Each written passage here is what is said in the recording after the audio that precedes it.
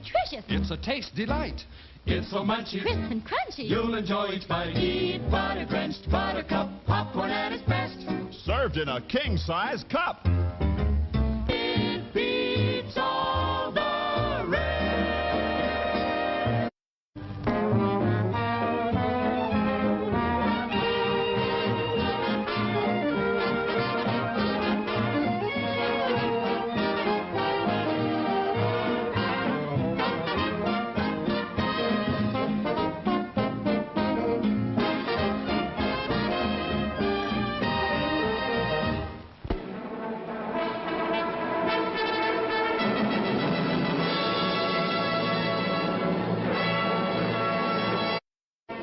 The next show will start in 8 minutes.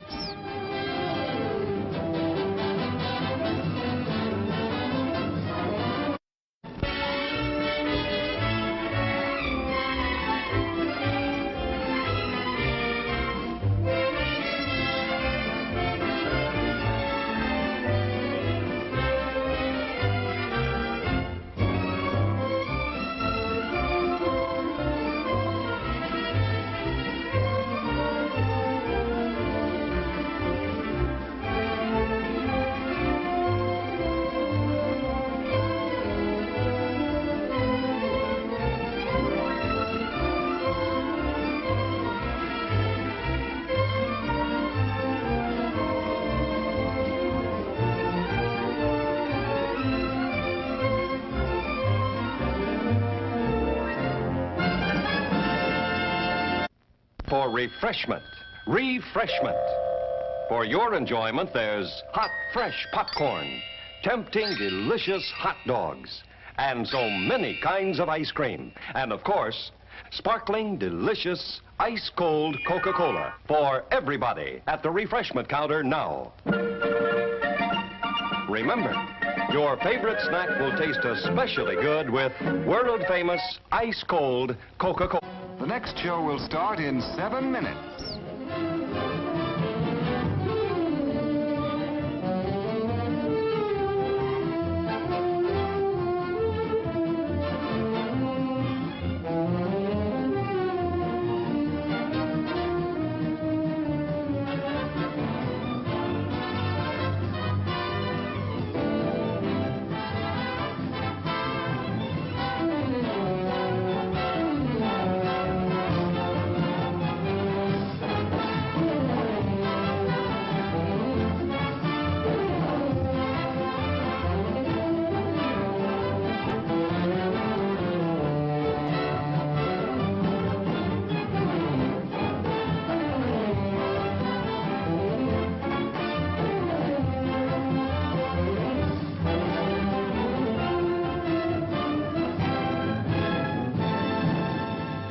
The next show will start in 6 minutes.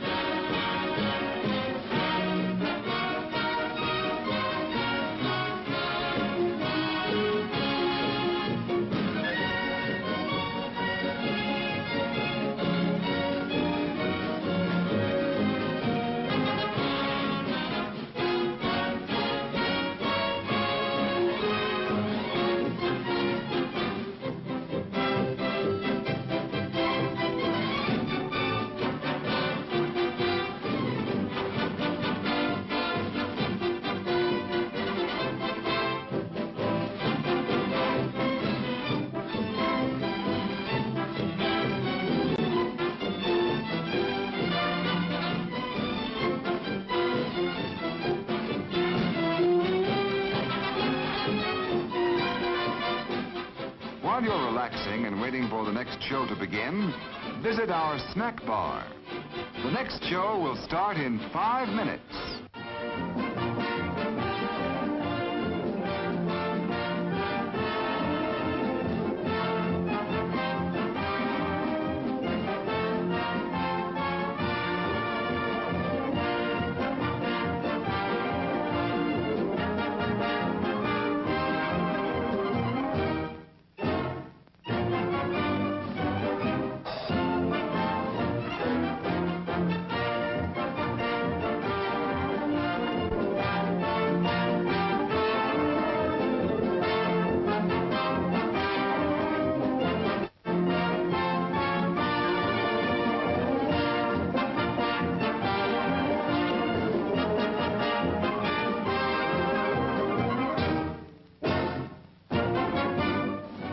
next show will start in 4 minutes.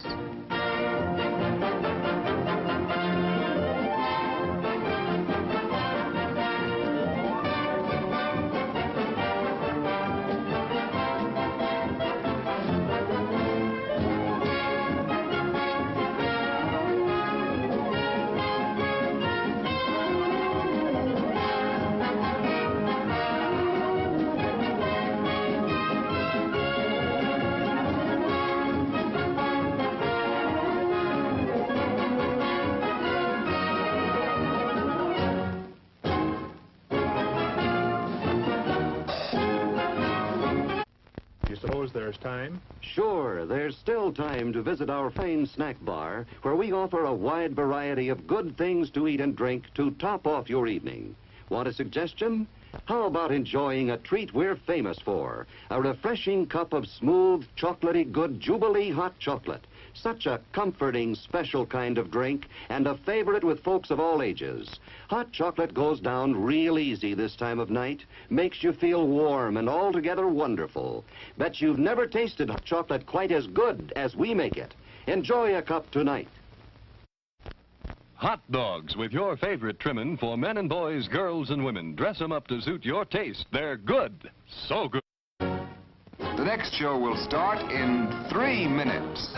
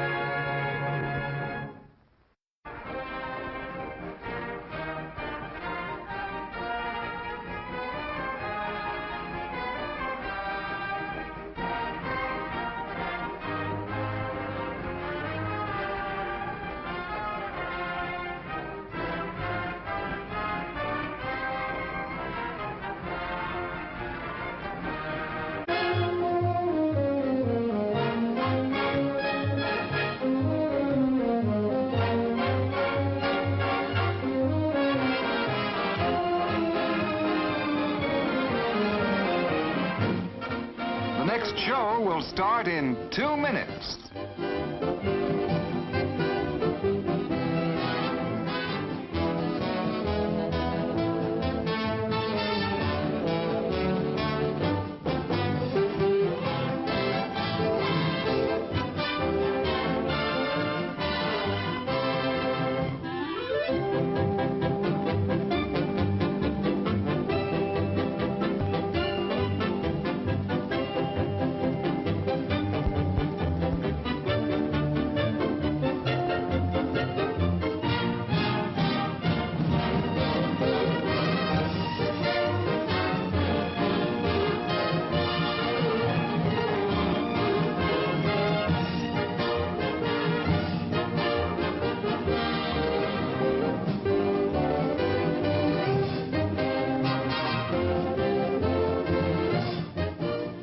The next show will start in 1 minute.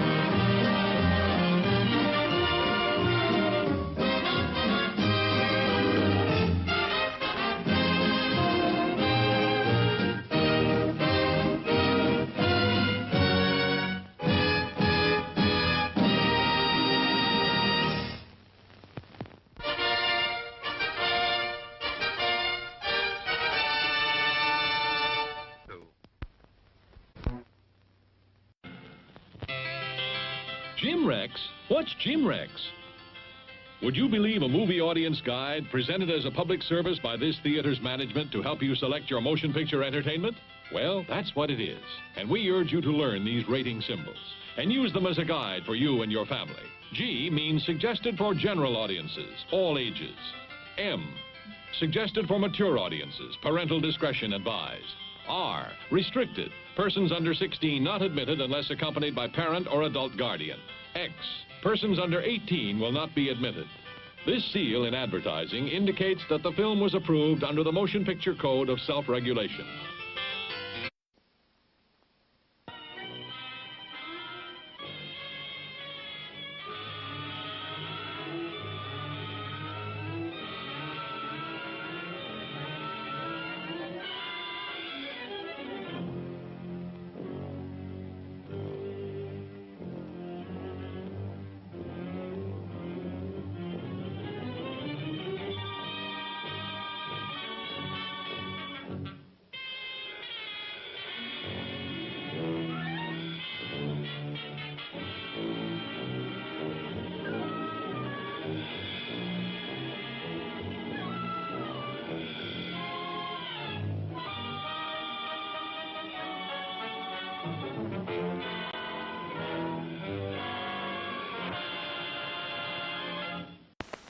Hi, folks.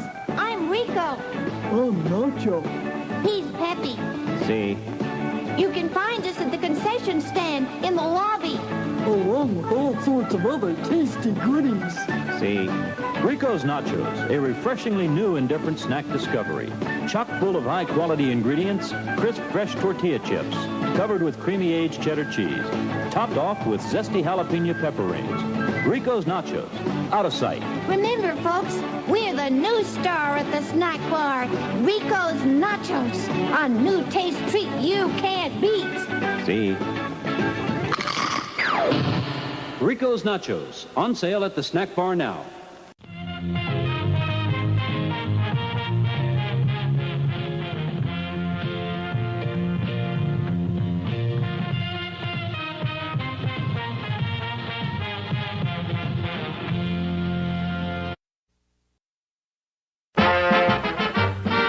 About to witness the takeoff of the first manned rocket to outer space. We pick up the count. 7, 6, 5, 4, 3, 2, 1, 0! We're off to visit the planets. There are treats galore in the stars. Venus is loaded with candy, and ice cream is found upon Mars. The soda pump's fizzing on Saturn. When you're thirsty, it sure hits the spot. And Jupiter's really jumping with popcorn that's buttered and hot. But the best of them all is the planet, where all of these treats are at hand. And that is the spot we now head for, our theater refreshment stand.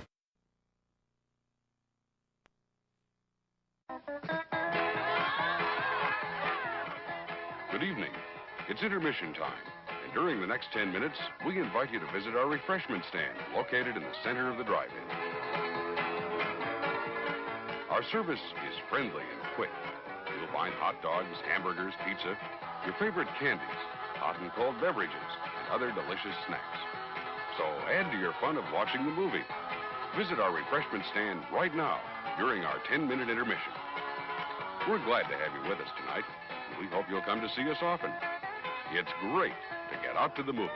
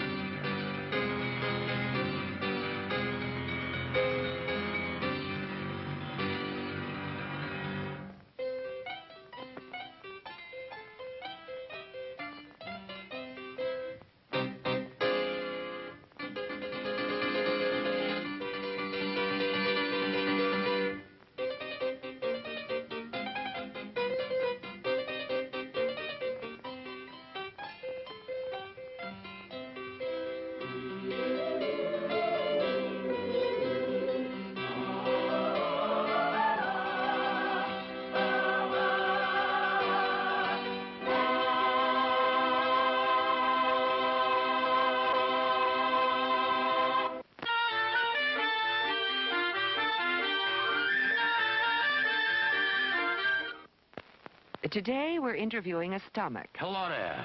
What is life like as a stomach? Oh, boy, it was humdrum. I mean, until what's-his-name discovered Tony's Pizza.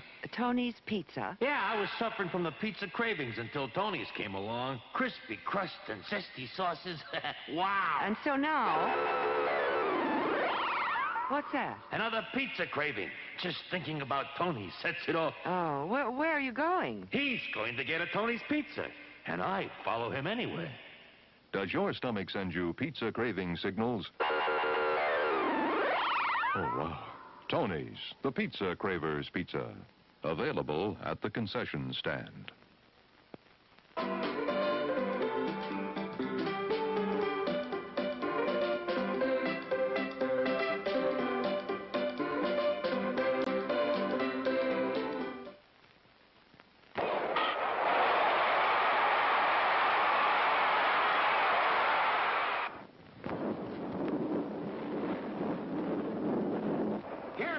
Flavos, the delicious oriental treat that's out of this world for taste-tempting goodness.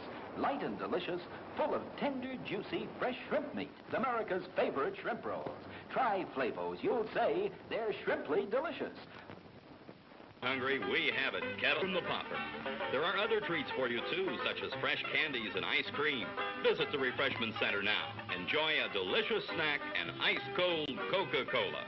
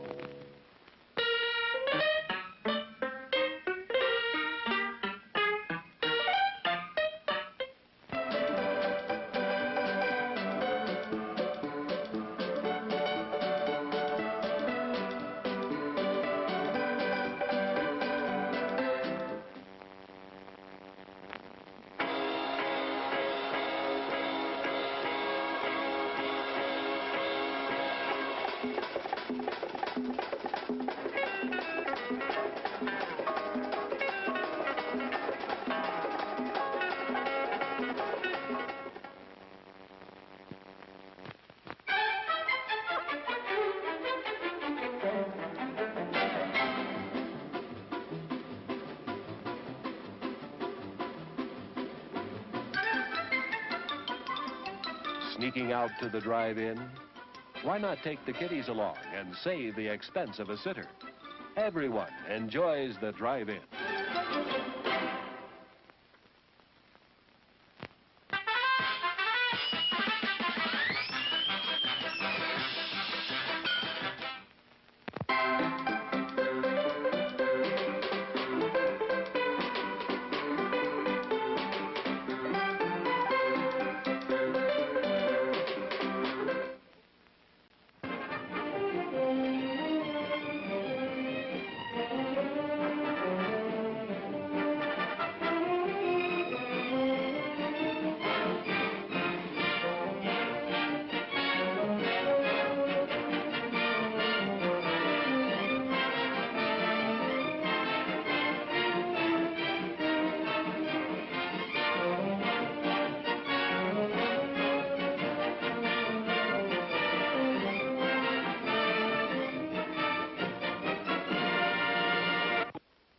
Please replace the speaker on its rack when you're ready to leave. Failure to do so will damage both the speaker and your car. We'll be grateful, and so will the patrons who follow you.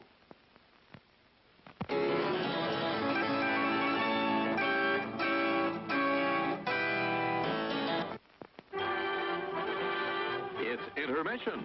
Rise and stretch time. Time to refresh yourself and visit our snack bar. Got a yen for hot popcorn?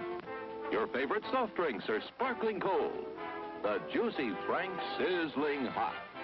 There's delicious coffee, freshly brewed, and all kinds of ice cream and candy to tempt you.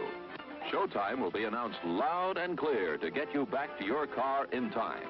So stretch your legs. Come to the snack bar now.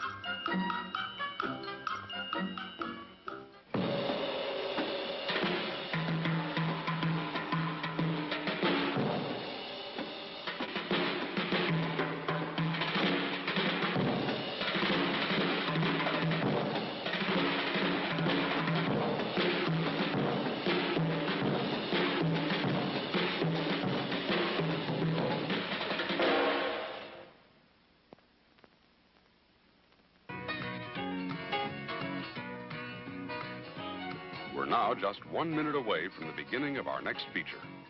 For your convenience, our refreshment stand will remain open after the feature begins, so you still have time to add to the fun of watching the movie.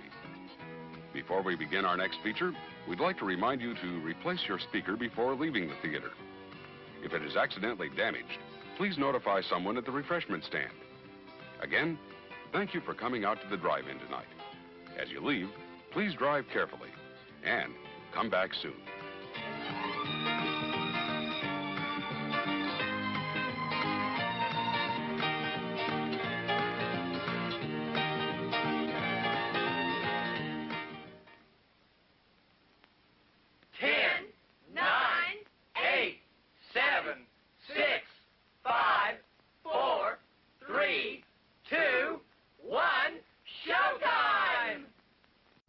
Please replace the speaker on its rack when you're ready to leave.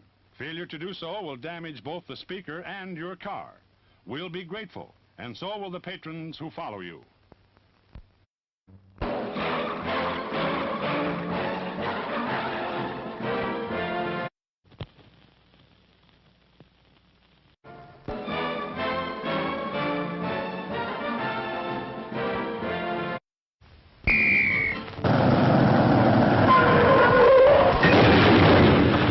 Projectionist, stop the show. Here's great news you ought to know. We've just got a shipment of taste-thrilled treats, all tip-top quality and delicious eats. There are hot dogs and popcorn and candy galore. There's soft drinks and coffee and a whole lot more. So direct your steps to our refreshment stand to enjoy the finest snacks in all the land.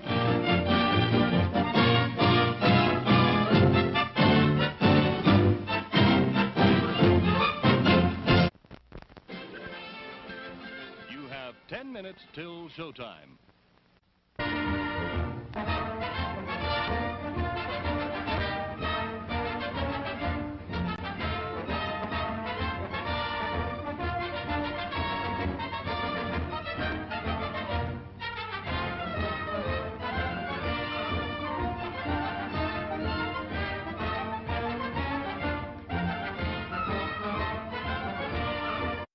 You've seen the show. It was quite a treat.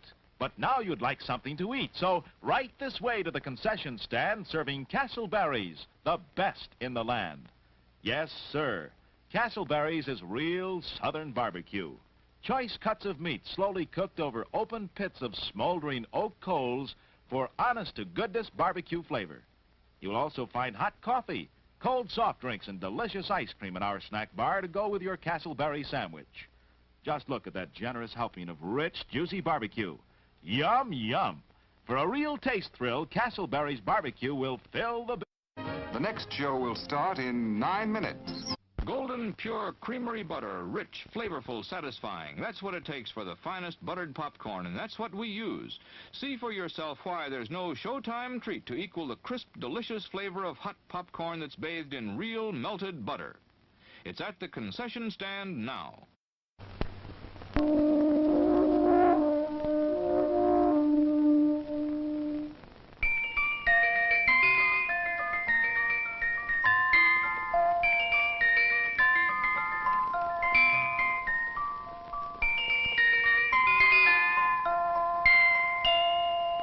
Now listen, now listen, now listen. I'm the Dairy Queen, won't you come with me along the milkshake way? I've got lots of good surprises, fresh and yummy for you every day. There are malts and shakes and sundaes too, whenever you stop. And of course your very, very favorite, the cone with the curl on top. You don't have to just dream about Dairy Queen.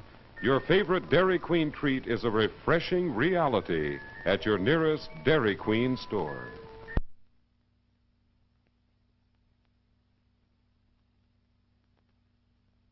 The next show will start in 8 minutes. Hey!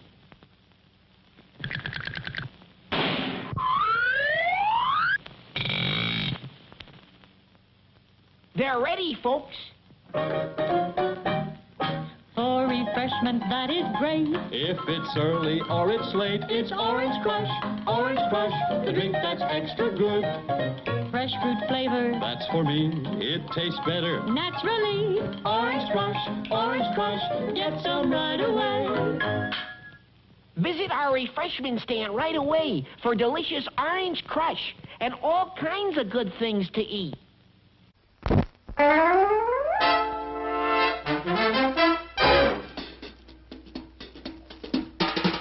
Oh, the time is now, the time is here. Now's the time for a bite of cheer. A tasty light where the price is right. Well, look at here, you'll dig this sight.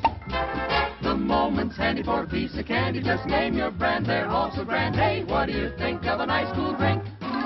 Or a big box filled with a popcorn thrill? Let your taste buds meet with an ice cream treat. Refresh yourselves, it's time to eat. So come on, folks, let's join the band as we all head for the refreshment stand. 10, 9, 8, 7 minutes to go. Let's play Dutch treat. Da da da da da da. Oh, you're it. No, I'm not. Come on. I'm it. 1, that's 2, that's 3, that's treat. 4, that's 5, that's 6, that's treat. 7, that's 8, that's 9, that's treat. That's treat chocolate drink. Oh, that's treat chocolate drink, please. That's treat drink so good. I want some. Me too. Everybody loves it. So good. It's good hot or cold. Mom and Dad love it. So, get that treat chocolate drink at the snack bar now. Still plenty of time to come and be served at the refreshment center before showtime.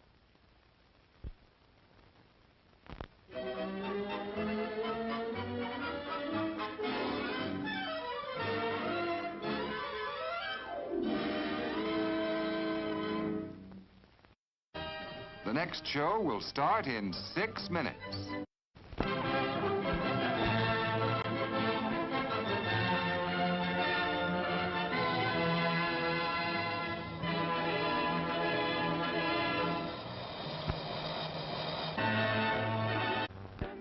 With mustard and relish, you'll guarantee mouth-watering satisfaction.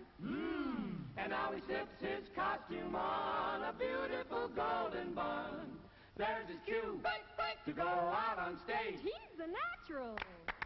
He's the rage. Meet this personality at our refreshment counter. Treat the family.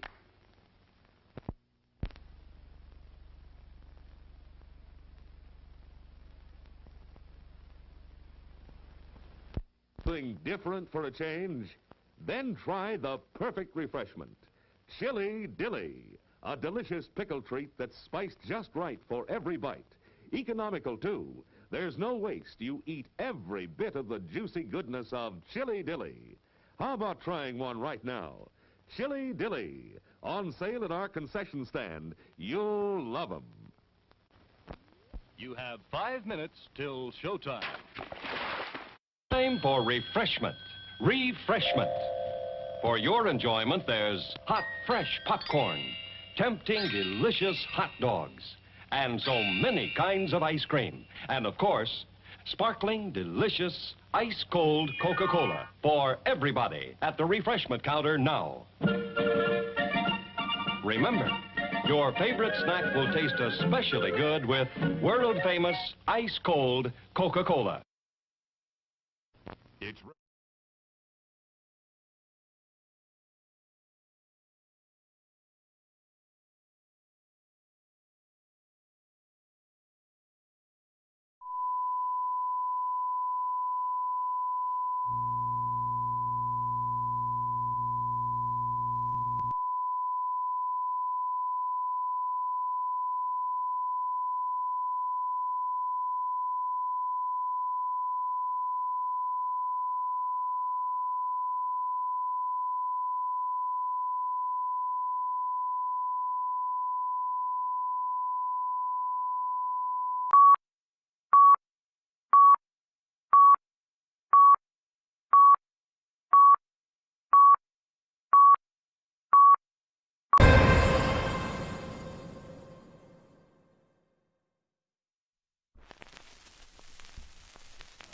Testing. Fuck it.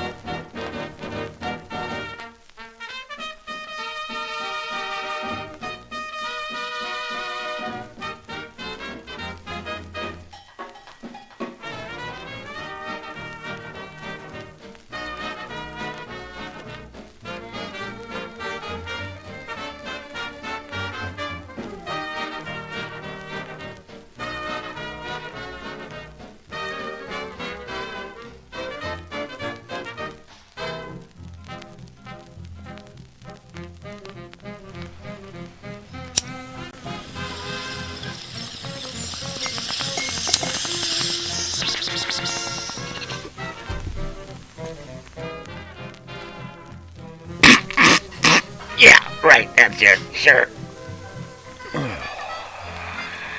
Do I can fucking do?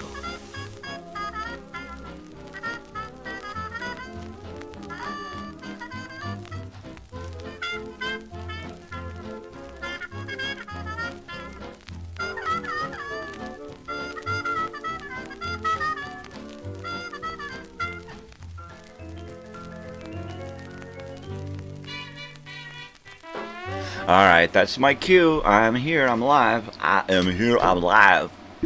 Good morning, good morning, good morning, good morning, everyone. Again, good morning, no one.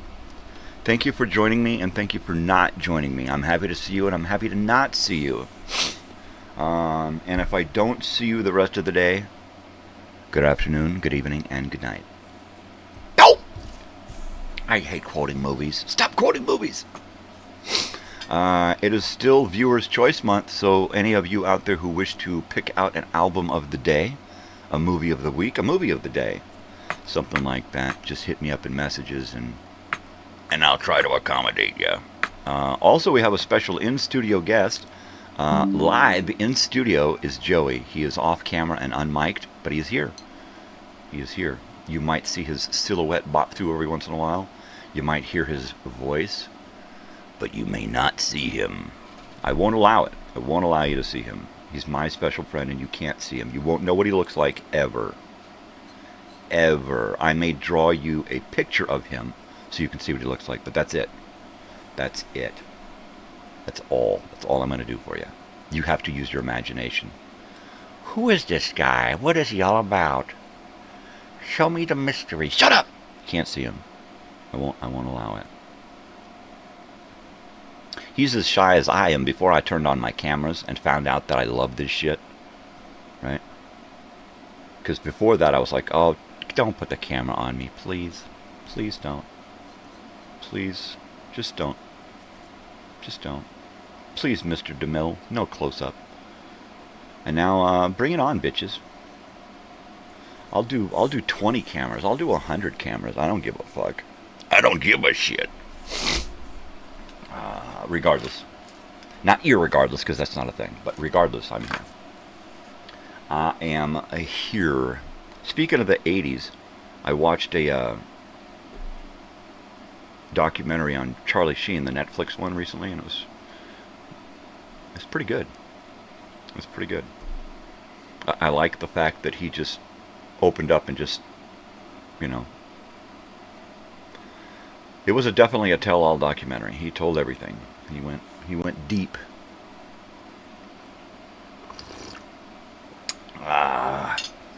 Coffee is hot. The room is cool. The buds are smoky. So I'm still recovering from the weekend. It was a hell of a weekend. My wife planned and executed a perfect surprise party for my daughter. I think the only thing that I had to do was gather up her girlfriends, which I just contacted one of them and said, hey, can you get the gang together? And she did. And it was beautiful. Our daughter came around the corner into the backyard of this vacation rental and literally was taken completely off guard. She had no clue what was going on. We said, oh, we got to help this lady put up a canopy in the backyard of one of our rentals, and she fell for it. Hook, line, and fucking sinker. It was beautiful. She looked and saw all of her aunts and uncles and cousins and stuff, and then she saw some of her girlfriends there, and she just melted. She just started bawling. It was great. It was I win. Take that, Harry Styles. She cries at every concert she goes to. I got her, and I'm so jazzed about it. She had a blast. She hung out with all of her friends, did shots with her uncles. Her friends took her out to a club later, and they went to a goth night thing. They were up all night, hanging out and eating cake and partying. It was pretty cool. It was pretty cool. And then, of course, today she's back off to school, out to university, and then tonight one of her friends is giving her another birthday present. She's off to another show tonight. So much for homework. She's really going to have to buckle down in the next few days to get ready to leave soon. Yeah, totally, eh?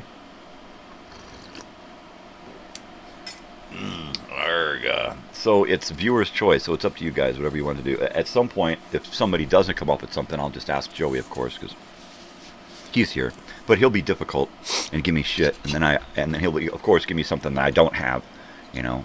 Play Montezuma. What the fuck is that? So here I sit, broken-hearted, thought I'd shit, but only farted. How many people used to read bathroom walls when they were ever, but mostly when they were young, and then be baffled by some of the stuff that they read, right? There once was a man from Kent whose dick was so long it was bent. To save himself trouble, he put it in double, so instead of coming, he went. When I was a kid, I didn't know what the fuck that shit meant, you know?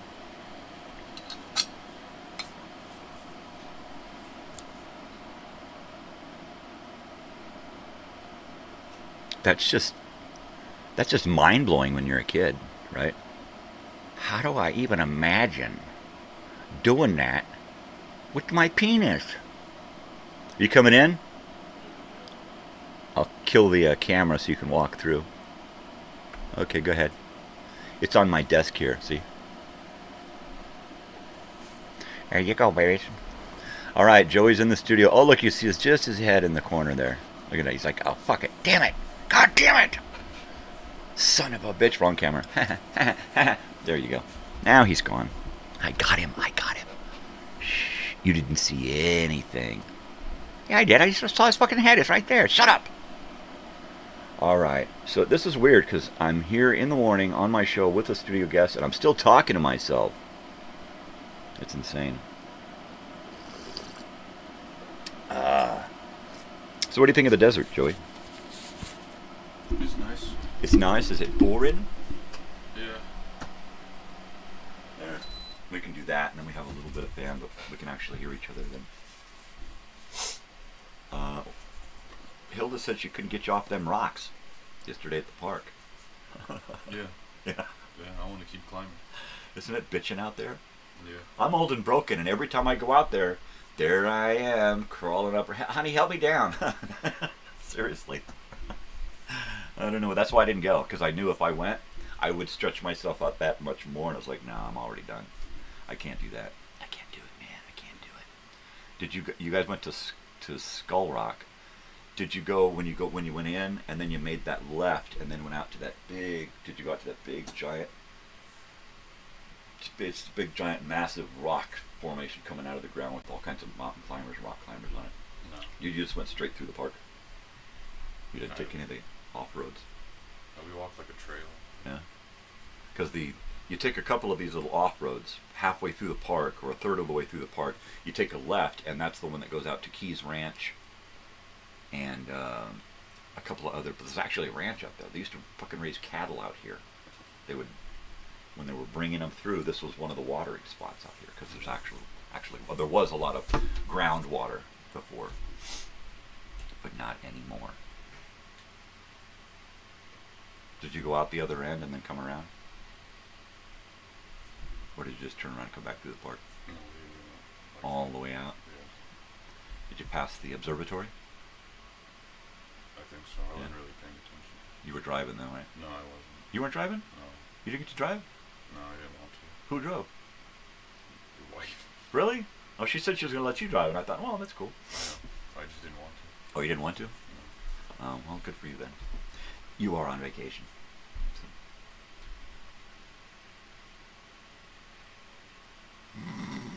Vacation is being bored, I think, though. Being bored and entertained. I think that's the two things that you have to think about, is being bored and entertained. Bored and entertained. You're doing good on the boredom. The entertainment part, yeah, yesterday I wasn't a good host at all. Yesterday I was like dead to the world. That's fine. I could barely crawl. I could barely crawl.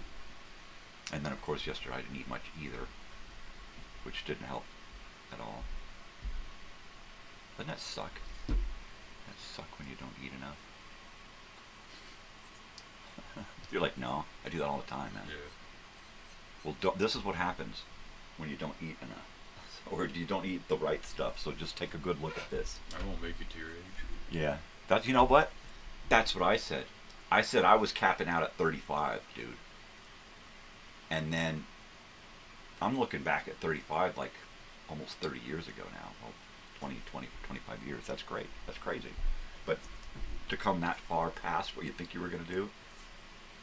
And then I always say, well, I can't last much longer, but I'm sure the torture is going to go on. You know, you don't expect it, so that's when you're going to get it. So, actually, I hope I have a heart attack live on YouTube. That'd be the way to go, really. As much weed and coffee as I do, though, it'll probably happen that way.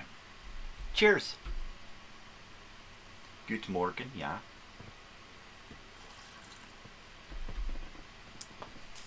All right, people. I know you're there, so you have to give me a record of the day at some point and a movie of the week,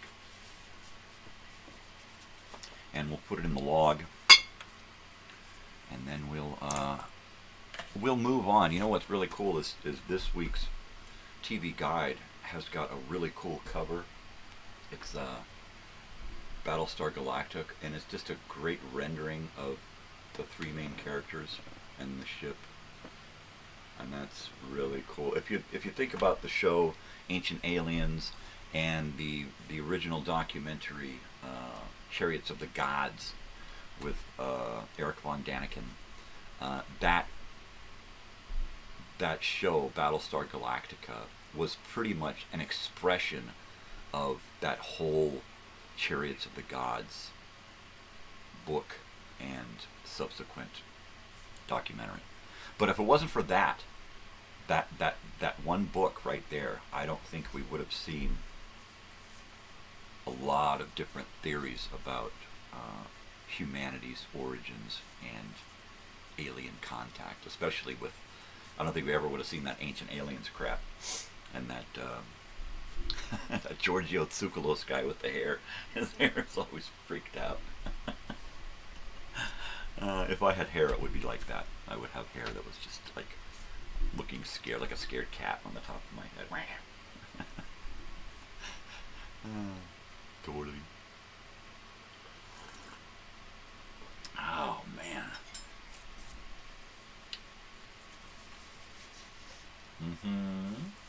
Oh yeah. Oh yeah, baby. Anywho, what do we got going on here? Let's go ahead and turn this guy up a little bit more. Hello? Hello? Hello? Oh man, I'm gonna heat up my coffee because it's getting what do they call that? Tepid? Is that what it is? It's getting room temperature here.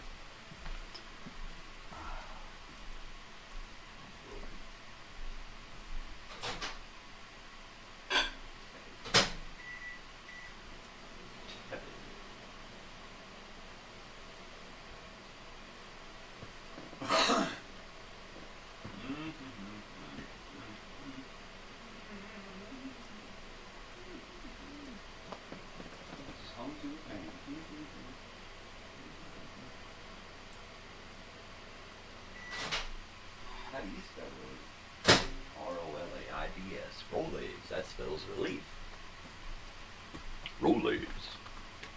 I learned how to spell by watching TV. I did, just like E.T. Yep. Did you watch Sesame Street when you were a kid? No. No? What did you watch? Nothing. What's my dad's fist coming at me? I had a friend that yeah, that was a lot of this. I got a lot of this. My father was abused. Both my parents were abused physically as children, so they never really physically disciplined us. It was a lot of this and a lot of threats and a lot of and I almost wish they'd have just slapped us and gotten it over with. It was so tedious. It was. My father would take off his belt and snap it. We knew we were never going to get the belt, right? But we knew that this was coming. And he was going to lecture for an hour. Oh, son of a bitch. Yeah. The lecture. Not a lot of physical abuse. I guess the physical abuse would have been the poor diet, having to sleep in a pile of dirty clothes,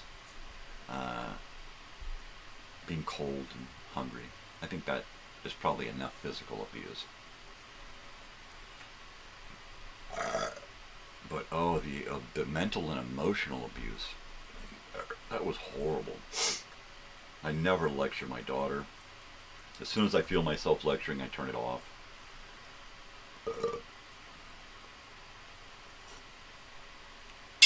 I never just fucking scream at her about shit. If I wanted to have a talk with her, I just said, I don't fucking talk to her, you know.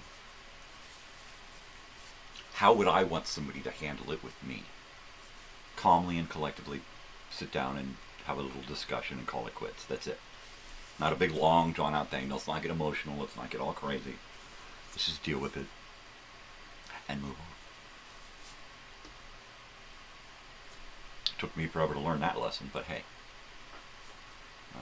At least I learned it before having a kid.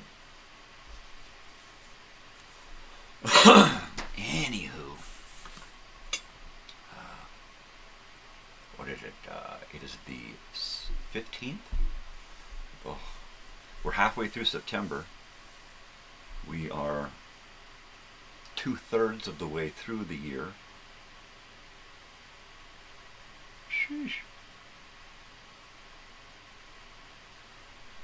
And we're slipping into the holiday season here. I got one more birthday to get through this month. Mom on the 28th.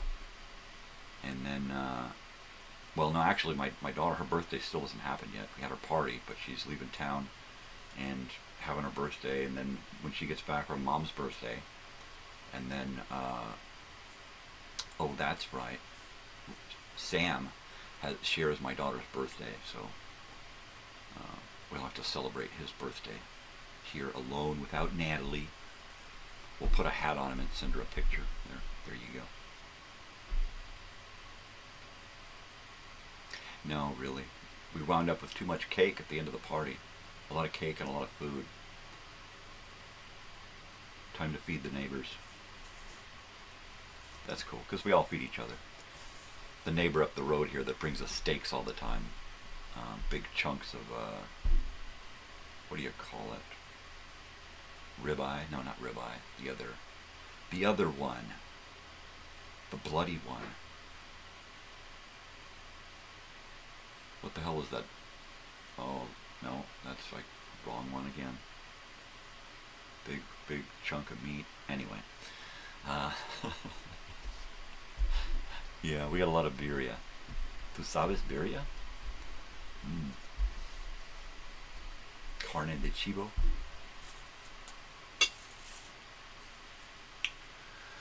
Yeah, my wife's party was a pretty good success, I'd say. We only live a couple of blocks away, so I got to leave the house a few times and escape. Most of the time I hung out with the kids because they're more my mentality. I sit out with all the people my age, and I'm like, oh, this is boring. Jeez, who are these old fogies? And then I go inside, and they're like, geez, who is this old fogey?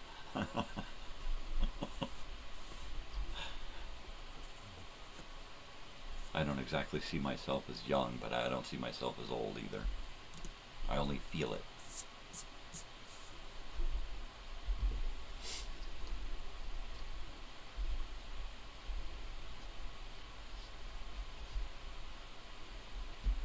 Well,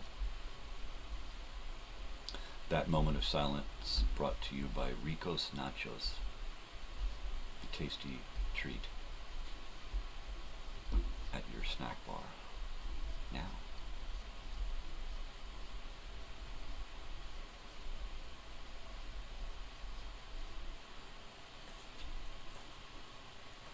Rico's Nachos. I think what we're going to do now is take a look at this TV guide and see how many, I'm going to say 7. I'm going to say 7 tobacco ads. There's one. There we go. There's one. More menthol, more 100s and more menthol light 100s. I had a friend, you remember these? I had a friend's mom's who smoked these, and of course when we swiped cigarettes, we were swiping those. We were swiping Salem's and Cools and all kinds of weird. Dinty Mo beef stew. You know what? I bet if you opened up a can of that from then and a can from now, they would taste identical. Really. Because the recipe, I don't think the recipe's changed in forever. Look, Sally Struthers. And like, oh, it's Sally Struthers. Let's see. Well, that's only one. We got one ad so far. There's 2 Golden Lights. Menthol Golden Lights. Wow, that's 2. Get 2 ads here. 2 ads. We can buy a crystal etching to hang on the Christmas tree. We got, Richard Hatch and Dirk Benedict cooking on the set of Battlestar Galactica. Courier and Ives, Copenhagen Blue, porcelain mugs. Gosh, for only $3? What a steal. What a fucking steal. There's a Battlestar Galactica ship. It's a big one. So we're only at 3 ads, cigarette ads so far. Catalina, oh, I hate that dressing. French dressing bites. I'm sorry if it's really from France, but it sucks. Bel Air cigarettes, never heard of them. That's 4. That's 4, baby. Only 3 more to go. Let's see, we'll just zip through here real quick. If we find another one, we'll let you know. All right, 4,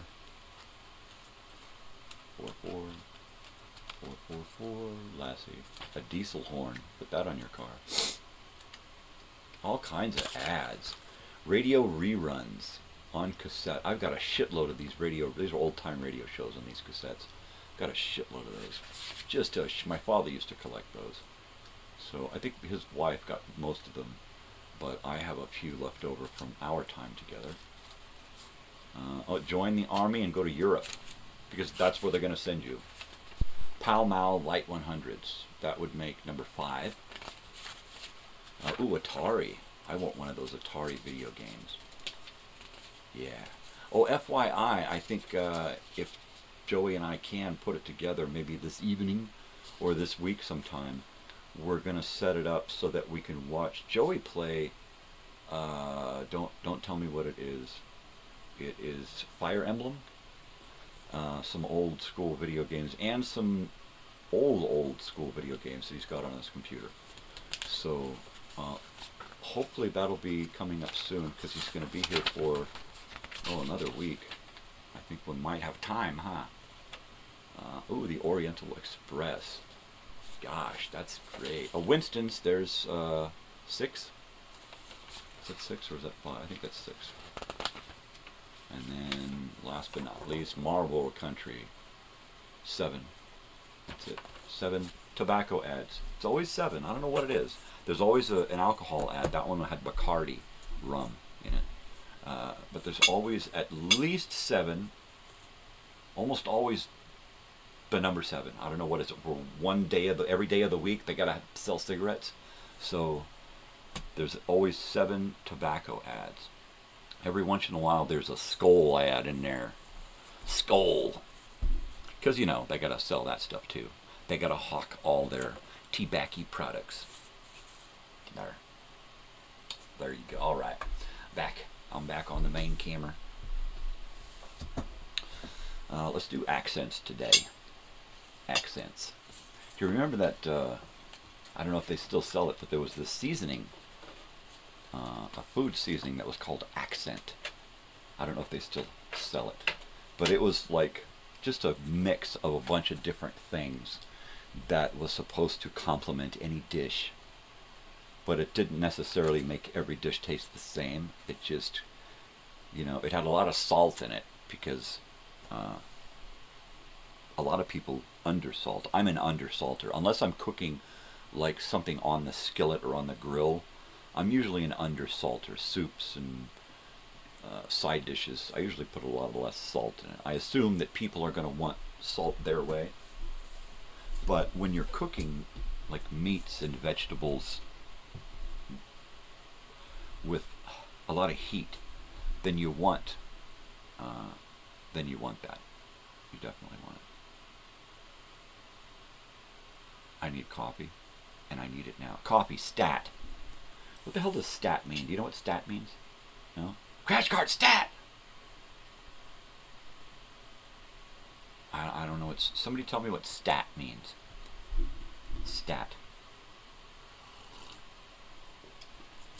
I always thought it was like, what's that? Yeah. That's it. What's that? W-S-T-A-T. Stat. What's that? Oh, Lord.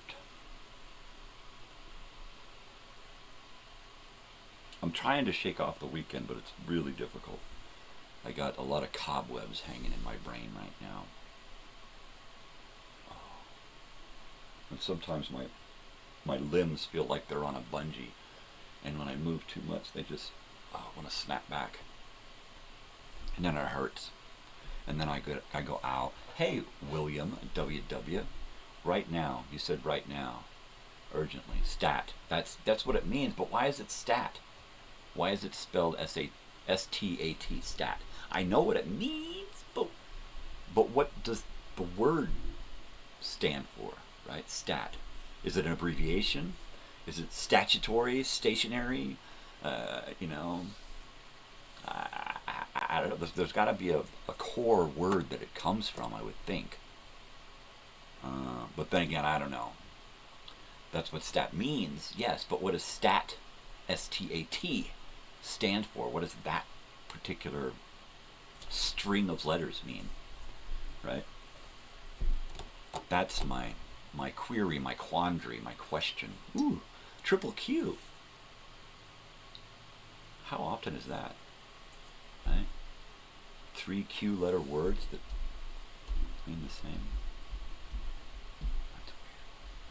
Anywho, I'm going in. Cover me. Thank you, Joe. Thank you, WW, for that timely response.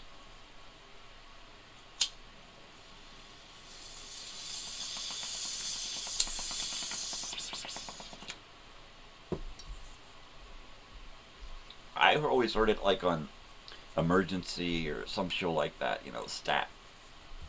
Or was it later? Was it on Emergency? Did we have Stat back then? Was Stat? I don't know. You tell me. Ah, see? Comes from the Latin word statum. See? We got a brain amongst us. Thank you, Joey. There you have it. There it is. I didn't have to go far for that answer, but it did have to go around the horn to get here. I'm too funny. Too funny. Sometimes I just crack myself up. ER, there you go. That was the show. Isn't that the show with Denzel Washington and George Clooney on it? Didn't we see them first on that show? I thought we did. Oh, I thought that's what it was, but I don't know. Oh, yeah. Okay. Statum. That's great. Or is it statum? Statum. That's awesome.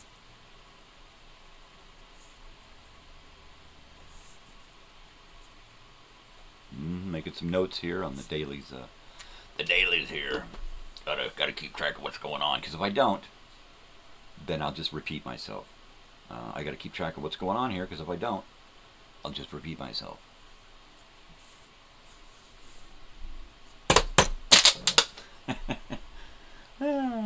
Statum. Y'all have a good weekend. Well, good weekend. It's just the week just started. Oh, did we? Oh, it's a question. I see the question mark now. I thought you was telling us goodbye. Thank you and good night. We had an okay weekend. It was a great weekend. Saturday night, my daughter's birthday party. Surprise! She was surprised. And she got a lot of gifts that surprised the hell out of her too. And then I was achy on Sunday because I didn't eat enough and I extended myself out. But Joey got to go to the Joshua Tree National Park and climb big rocks and stuff. So at some point we might go out and do that again, because my wife has custody of her brother's annual pass, so we can go in anytime. And what's really neat is if you go in early in the morning, it's always open, but the main office to get to pay is only open during certain hours. So you can drive through the park at any time, day or night. But anytime during business hours, you got to pay or show your pass, right? So you can drive in, watch the sunrise, and then leave before they open the park, and you don't have to pay. Right? So there you go. No, Denzel Washington was not on ER. What show was he on? I know he was on one of those Stephen Bochco shows, right? Well, it's just, well, somebody's looking for it, right? Denzel,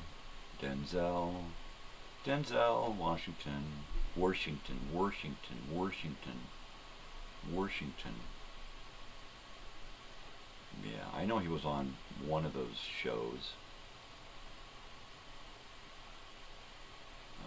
And he was young. I remember for a while when he was young, he had horrible teeth like most of us. And at some point he got caps. And then he got that big toothy grin that he's got now. But there was a while during his early career where he didn't have that smile. He had some crook-shank teeth like you know, like most of us. St. Elsewhere, that was the show. I know it was a doctor show, St. Elsewhere. No, he started on TV. He did a lot of stuff on TV before he got TV movies. He did a lot of TV movies. He did Carbon Copy with that was a weird movie, right?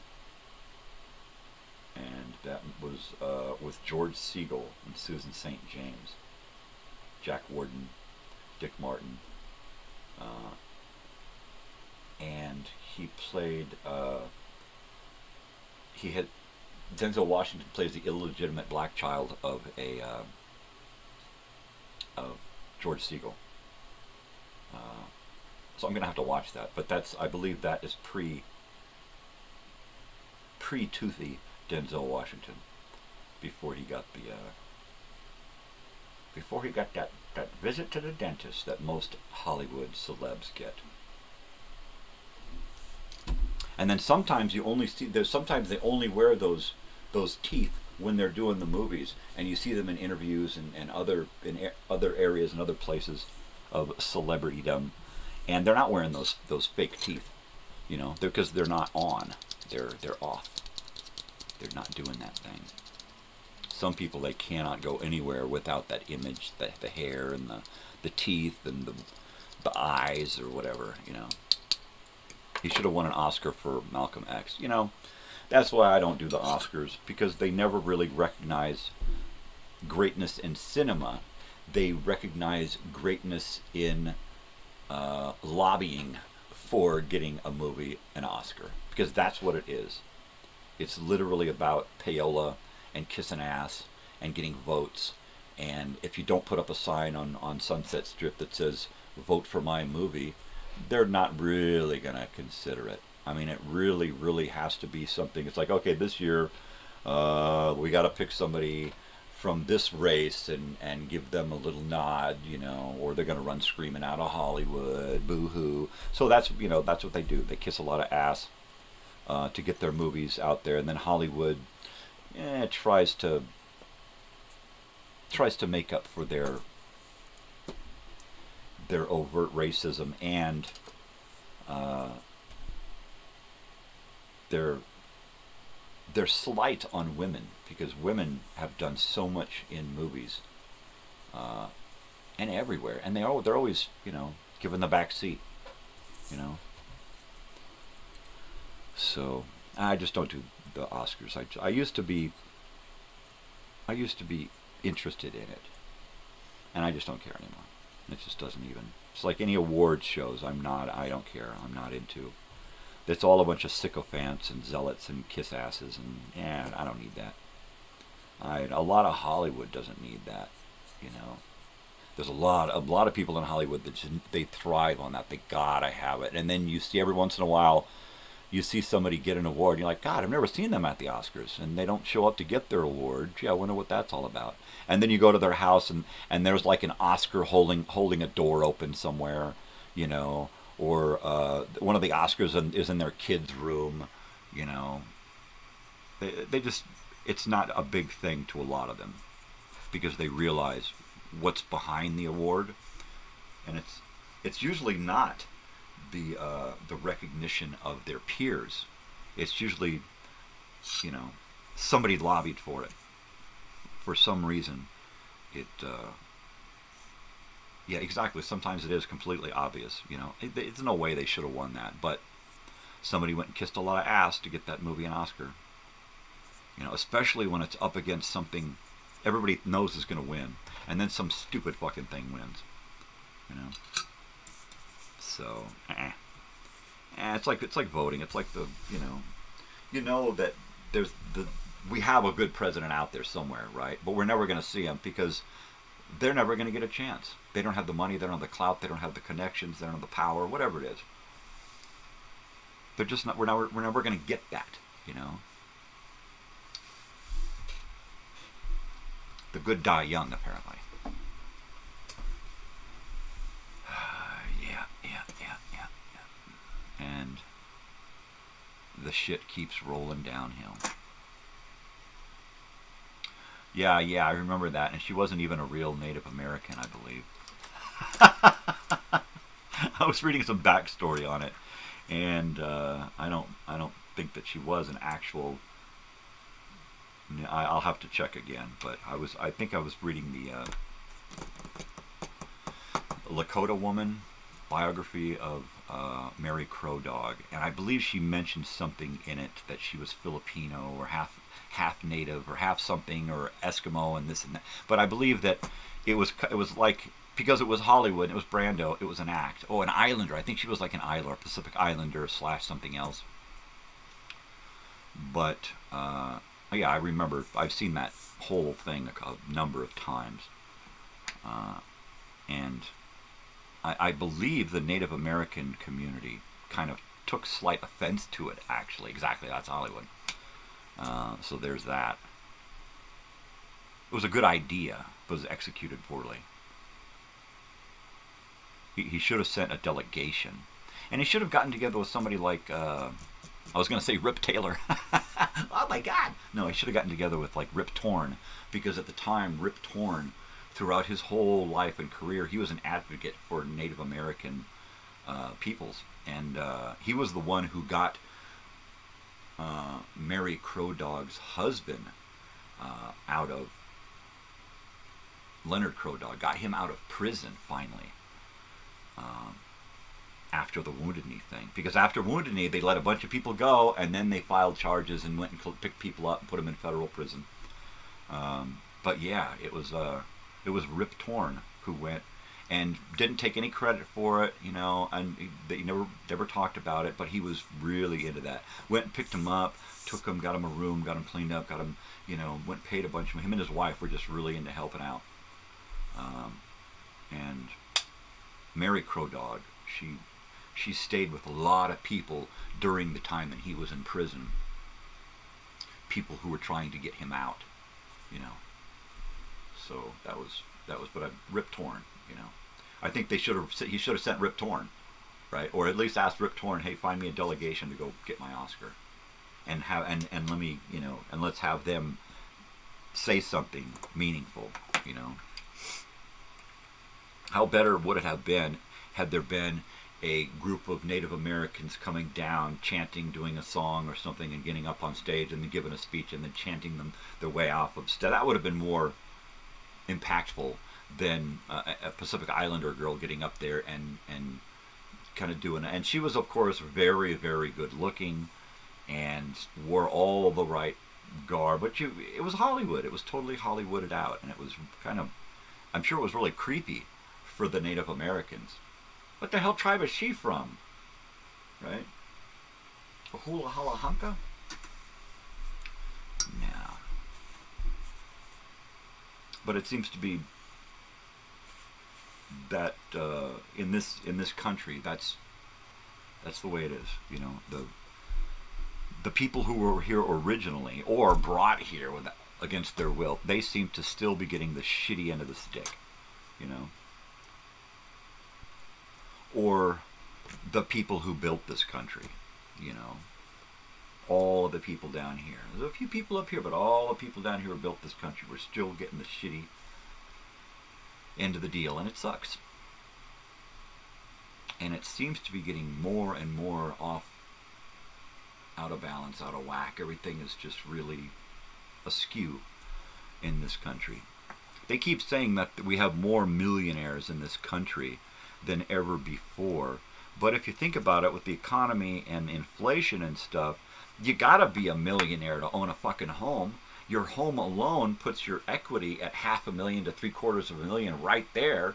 So if you're bringing in X amount of dollars and you're living in a home that's $750,000, $1 million, that's what makes you a millionaire, not the fact that you've got a great life, because you and your wife are both working 2 jobs each, plus one of your fucking kids is delivering pizzas just to make this fucking happen.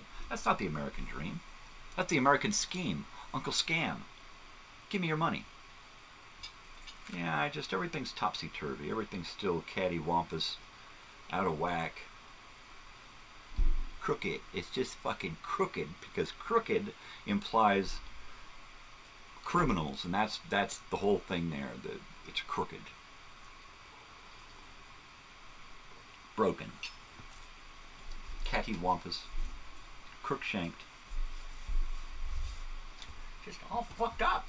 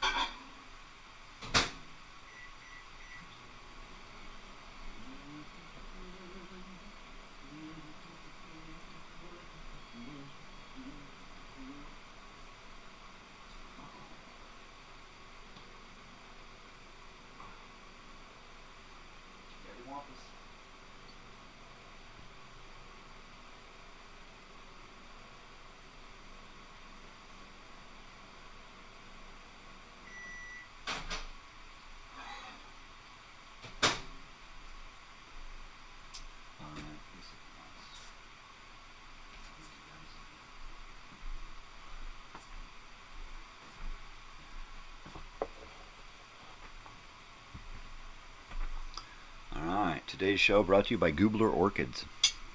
Goobler, the big name in orchids.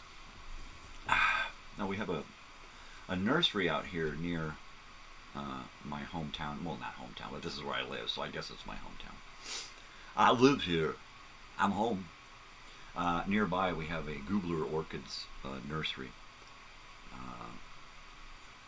It's called the American Dream because you got to be asleep before you believe it. I like that. You got to be asleep to believe it. And they keep us asleep. They do.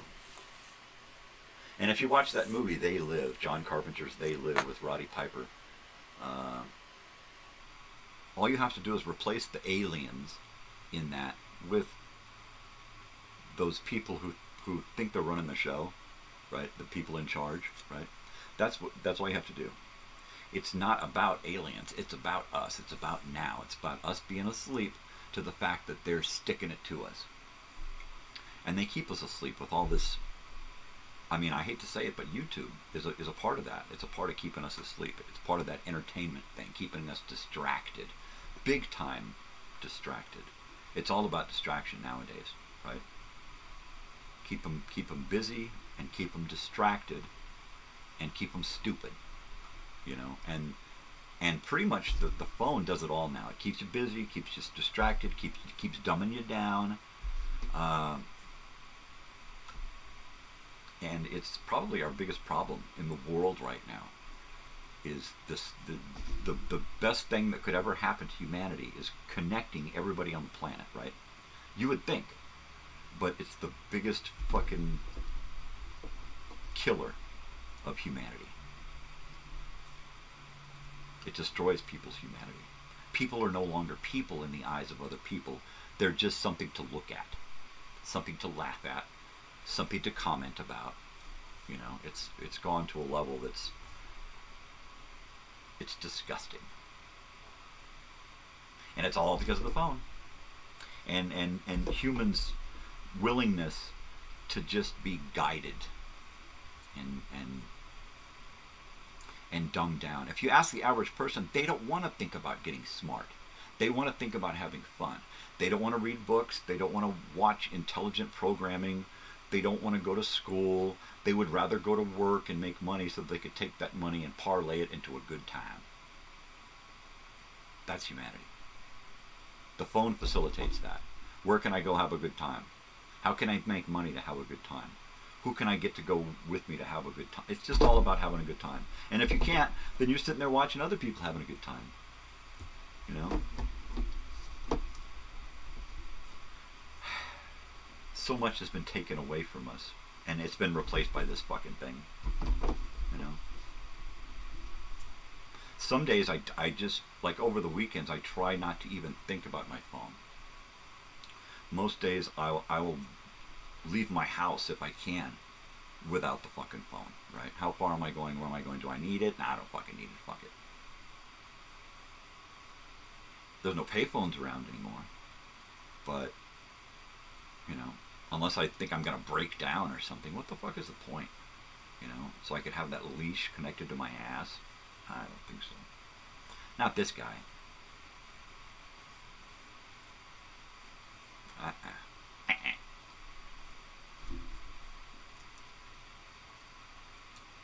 There are some days when I just want to chuck it. I just want to chuck it. And because there's no landlines anymore, I can't. If I just had a phone right here, then I wouldn't need that. We are no longer sovereign people. No, we're bought and paid for. We are modern slaves because it's designed that way now. We are slaves to so many things except our own wants and desires. Those are dictated to us now via the phone, via the smartphone and internet and all that social media crap. It's dictated to us now so that we think we're getting what we want, but it's what they want us to have because that's what they have to give us. And they convince us that that's what we want. So we're happy with that.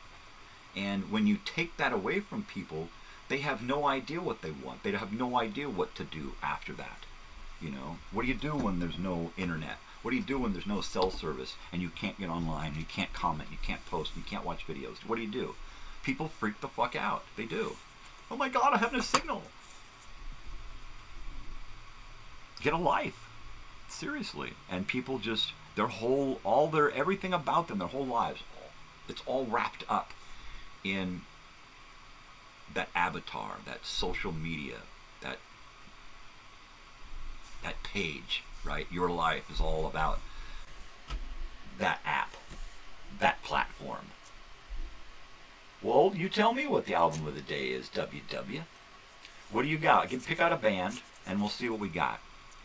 Pick out a band from the 70s or 80s, and we'll see what we got in the old, box of records. I could even look through 8 tracks if we're not sure. If we're going to be able to find it there. So there you go. Holy hell. Yeah, it's viewer's choice, so I haven't thought about it. It's just, it's not my job this month. I'm on vacation. And you look at the stuff that's being posted, nothing. You can see I'm on vacation. I had nothing going on the channel except for live. That's it. I even made just one promo for the month, so I don't have to deal with that every week. Blackfoot. No, I don't have any Blackfoot. I maybe got some Blackroot or some Redfoot, but no. Blackfoot. Definitely no Blackfoot. If I look real hard, I might find a song on a 45. Or if they have any really popular stuff, maybe on a compilation. But nope, strike one for me. No Blackfoot. Pick again. Usually it takes only one or two. WW is usually pretty good about picking out something closer to my... and you can go back before the 70s if you want, and we might have something of that. Now, I've only got, I don't know, a few hundred records here in my house, so... and then a few hundred 8 tracks. And a few hundred 45s, but that's a lot of stuff to look through. That's a lot of stuff to look through. I'm definitely sure we got no Blackfoot. So pick again, and I'll do a bong hit. That's what I do. Isn't that a pretty orchid? This one's nice. I was going to count to see how many flowers were on these things, but I keep getting lost. There's 1, 2, 3, 4, 5, 6, 7, 8, 9, 10, 11, 12, 13. 13 flowers. That's cool. And it was on the 13th that we had the party. Ooh, so that's cool. So there's a double 13. The Outlaws. Here we go.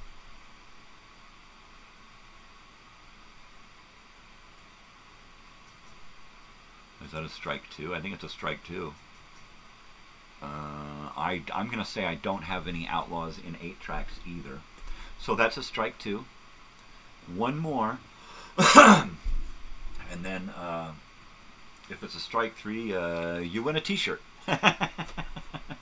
But if it's a strike 3, then Joey picks out an album, and then and I'll send you a t-shirt.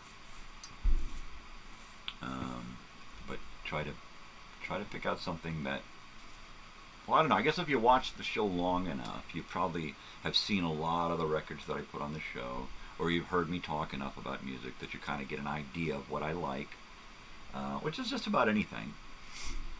I was going to see the Outlaws in 1978 at the Angel Stadium with the Rolling Stones, but because they got busted for pot in like Oklahoma or Arkansas or something, they couldn't make it. So Peter Tosh came back in. Oh, you're purposely trying to stump me. Heh. Well, you're just working. But Aretha Franklin was supposed to sing as well on that concert, and she got sick, so Christopher Cross filled in for her. But that's as much as I know about the Outlaws. So, okay, give me another one. You got one more. And purposely trying to stump me.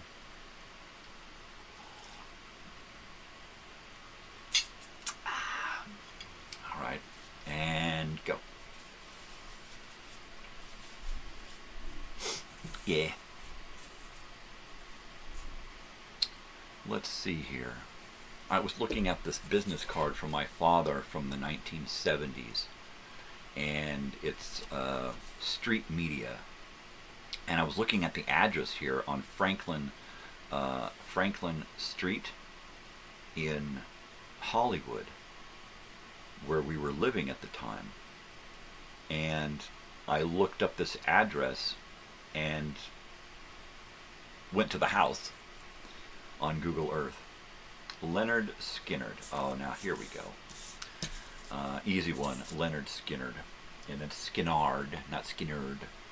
I'm going to say maybe in 8 tracks, but I don't think I have any LPs of Leonard Skinnard, right? I've got Allman Brothers and a few other things, but I don't think I have any Leonard Skinnard on LP, or dare I say, on 8-track.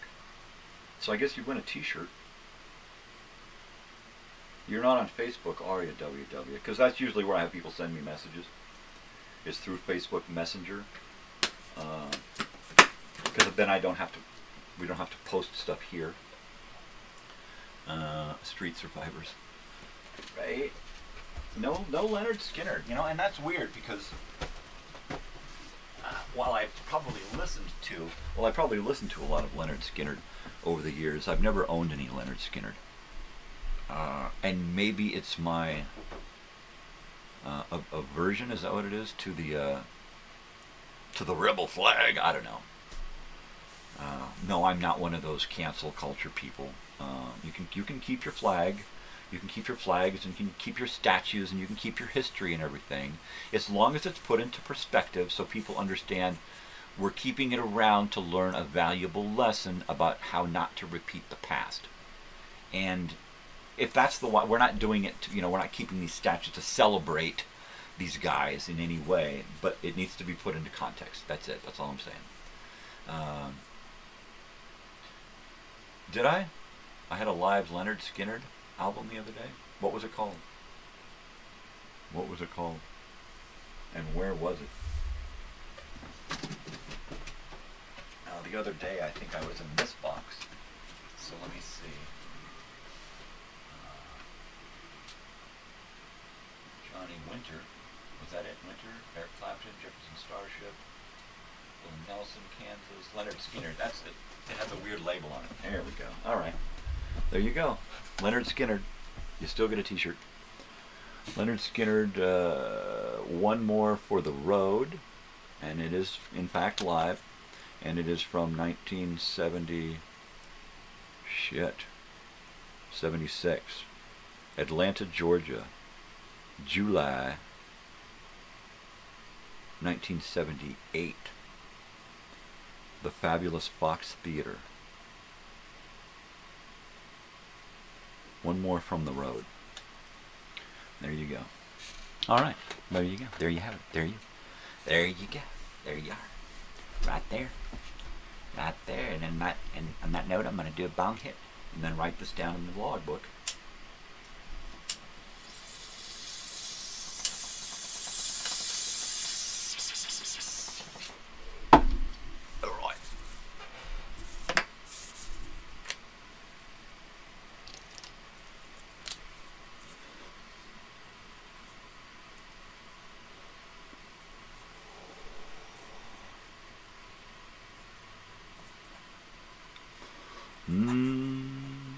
Leonard. Skeynard. Let's see. And what do we got here?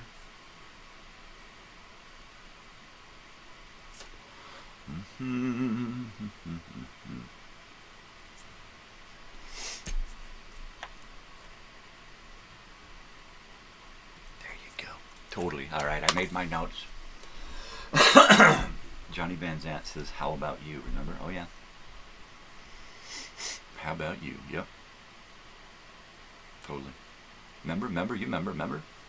Yeah, I remember. I remember too much and not enough. I remember too much about the past and not enough about the present. I got a shitty short-term memory. Sometimes I just have shit repeating in my head. That's it. But it's from the past. I can't get anything from the present to stick. Sometimes I do, and it surprises the hell out of me. It surprises the hell out of my wife. How did you remember that? That's like happening right now. It was like 2 seconds ago. How did you remember that? That's hilarious. Yeah. I'm fucking hilarious. So back to Hollywood. Hollyweird. Hollyweird. So my father used to draw. When he was young, he used to draw. When I would go to school with him, when he was in college or in, like you are a free bird. Totally. I'm a free beard.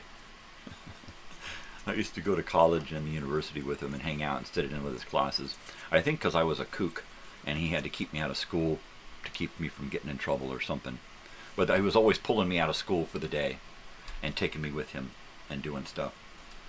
Which I thought was cool at the time, but now upon reflection, it's like, you know, what was so wrong with me that I couldn't be left in school all the time. Because when I was in school, I remember being in trouble a lot. Because I was just different, right? And so then people would pick on me and then I'd lash out. So, but he used to draw a lot. He used to doodle in the margins. He used to make notes in class. And then he would do all of these drawings in the margins. So he'd give me paper and pencil and I'd sit there and I'd doodle. And I'd try to copy the stuff that he was drawing in his margins. Or I would try to make my own notes about what was being talked about in the lecture. I sat in on a lot of lectures in the late 70s at UCSD. And at that point I was like 9 or 10, 11 years old. And I loved going there. I loved that more. That by then I had been going to school with him for years. A couple times a month at least. Sometimes once a week. And spells, incantations, and the magic wand made out of the holly tree. Hollywood. Get it? That right there makes me think of the Hollywood Castle, which is right there, I think on Franklin, or right off Franklin, or right near Franklin. I think it's right on Franklin, at the end of Franklin, where it butts up against, the one coming down from the, I don't know. So, the Hollywood Castle, the Magic Castle is what I believe they called it. And it's just this big giant house where you go in and they have magic shows. And I think they started doing live dinner theater where there was like a murder mystery where you'd go in and sit down and then you'd get your menu, but you'd also get your part and your script and things that you needed to know and do, right? And at this point, the light's gonna go off and you're gonna get up and you're gonna be escorted out of the room and, oh my God, she disappeared. That kind of weird shit. But I remember living in Hollywood back in the early 70s, mid 70s. And that was weird. That was kind of, because we were so close to the Strip and so close to Hollywood Boulevard and the sign, Capitol Records building, and everything was just so surreal, right? Especially upon reflection, especially when you watch movies and TV and stuff from then, and you think, wow, I was right there at that point in time. I was really near, like the movie Earthquake. with Charlton Heston.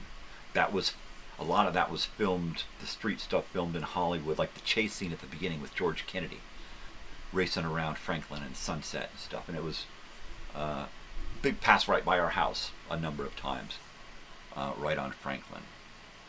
And it was right about the time that we were living there, which was really cool. So there's that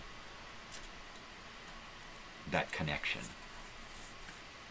But early Hollywood, when I was young, was a lot different. The Hollywood sign was just run down like a motherfucker. Everything in Hollywood needed a paint job. The stars were cracked and chipped and broken. There was a lot of neglect in Hollywood.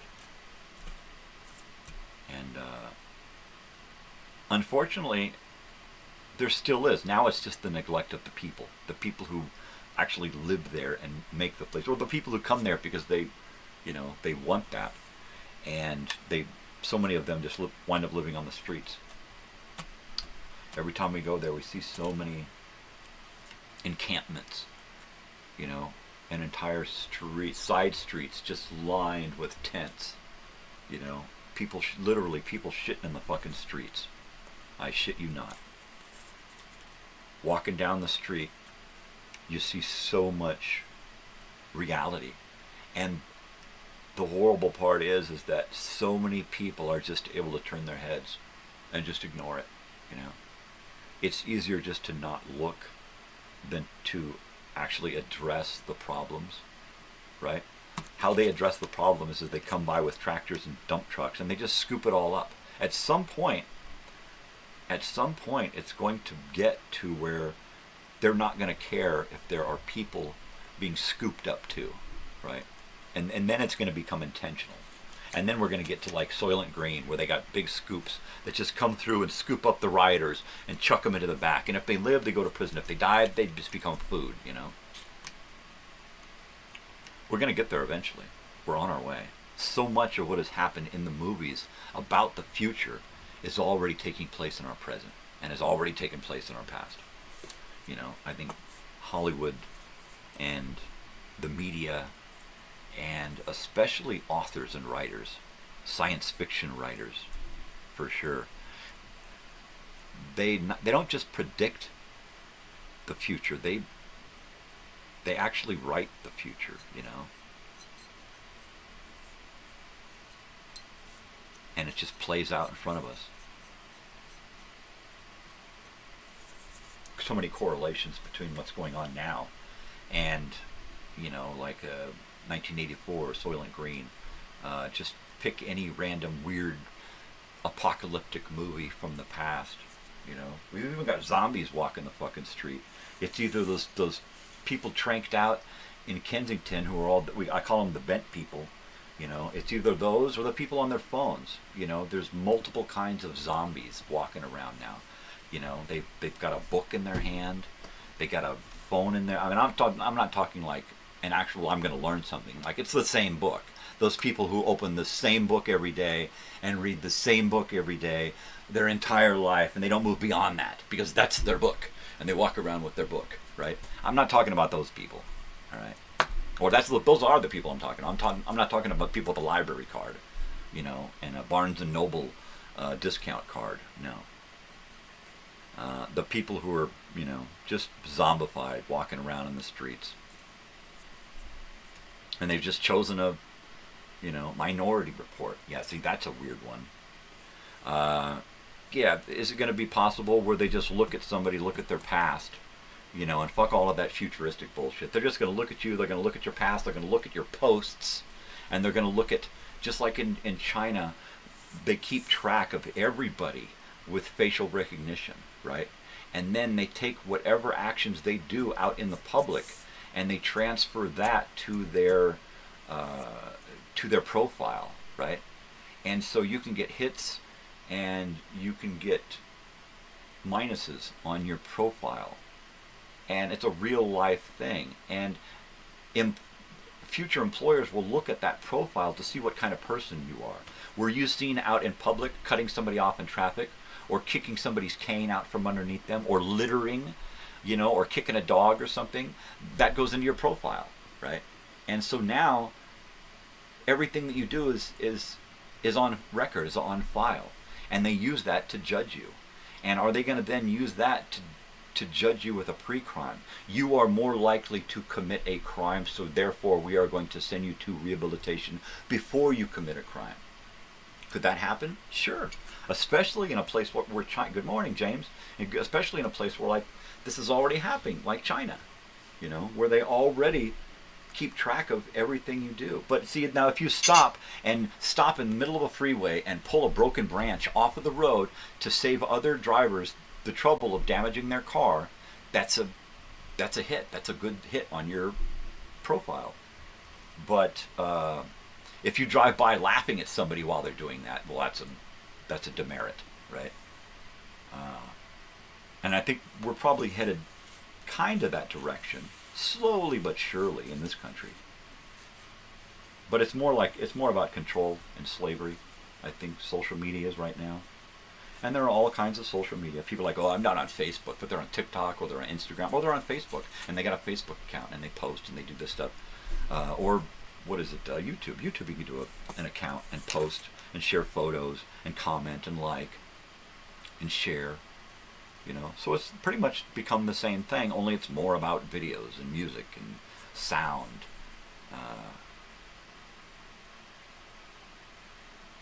Yeah. Where's it going to go to next? What's the next prediction that's going to come true? I don't know. It's a scary thought. It's a really scary thought.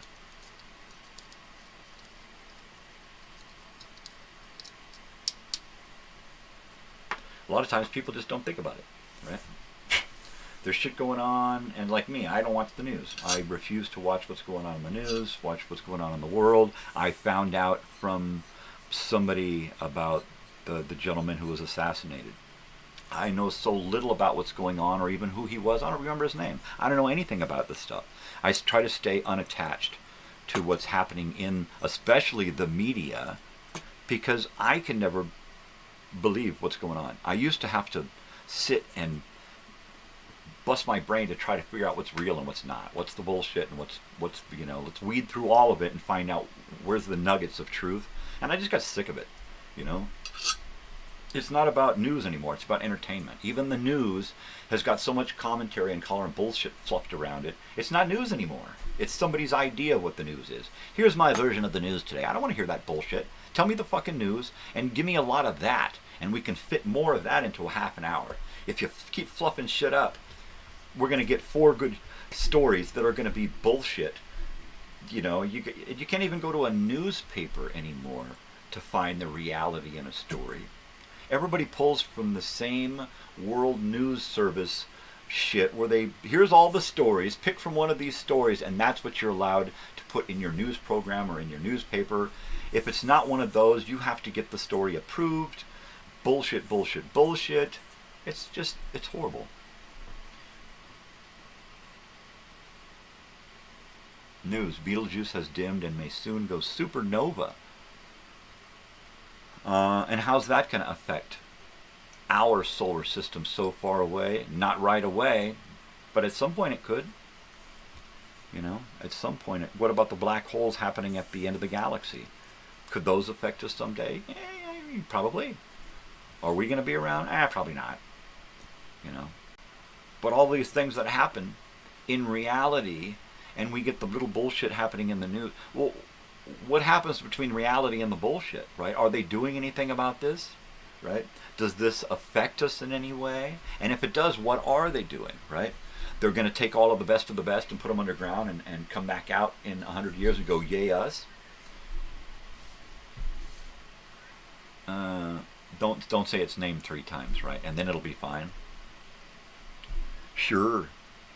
Well, how about Dick Tracy? Dick Tracy. Oh man, I really wanted to see Dick Tracy. Yeah. Hey.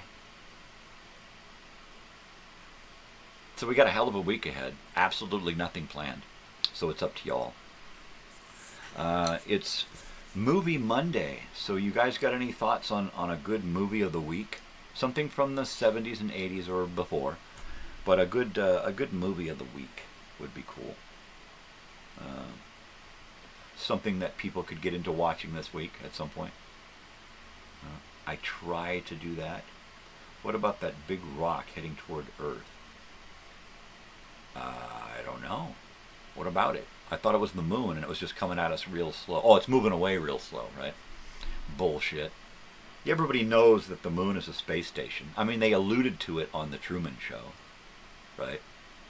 They've alluded to it so many times that the Earth isn't, or the moon is an actual base. It's an actual, a Death Star, a space station,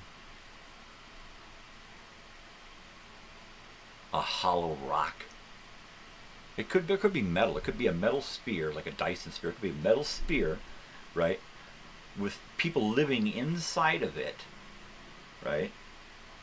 And it's just covered with a lot of ancient space dust, because the stuff on the surface of the moon is pretty much powder and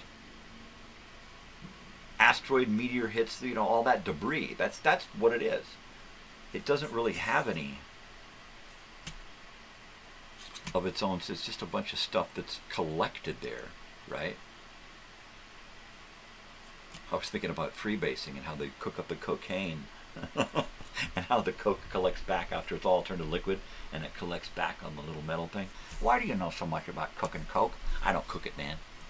I snort it. They say it's a big rock or spaceship, right?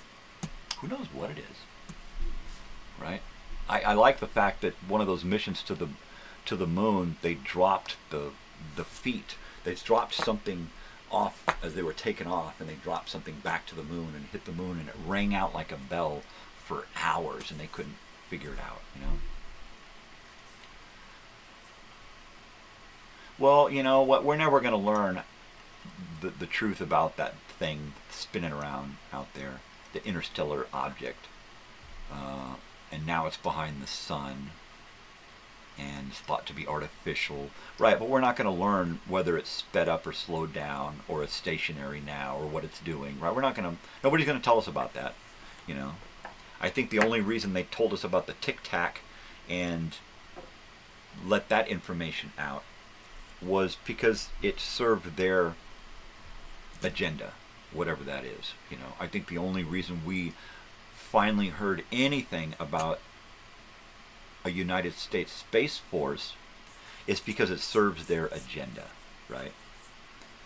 And I think there's always been a Space Force since the end of the last Apollo mission to the present.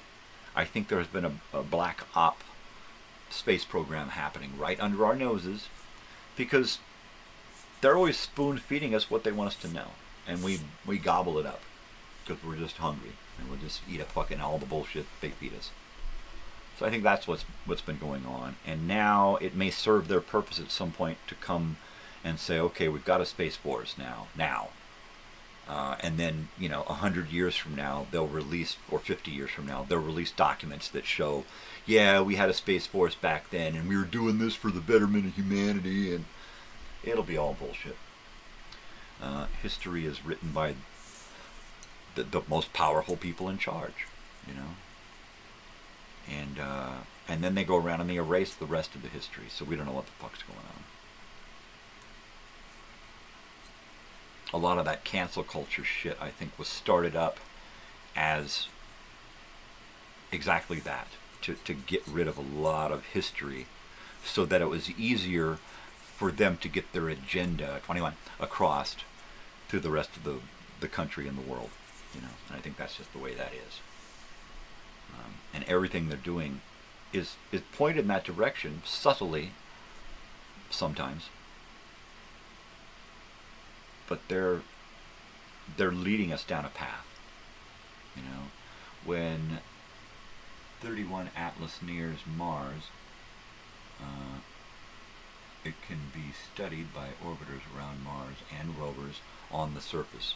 See, but can you believe any of the stuff that they say about orbiting Mars or rovers on Mars? Every time I see those rovers on Mars and the pictures and everything always looks very, very similar. The tic-tac is human-made, exactly.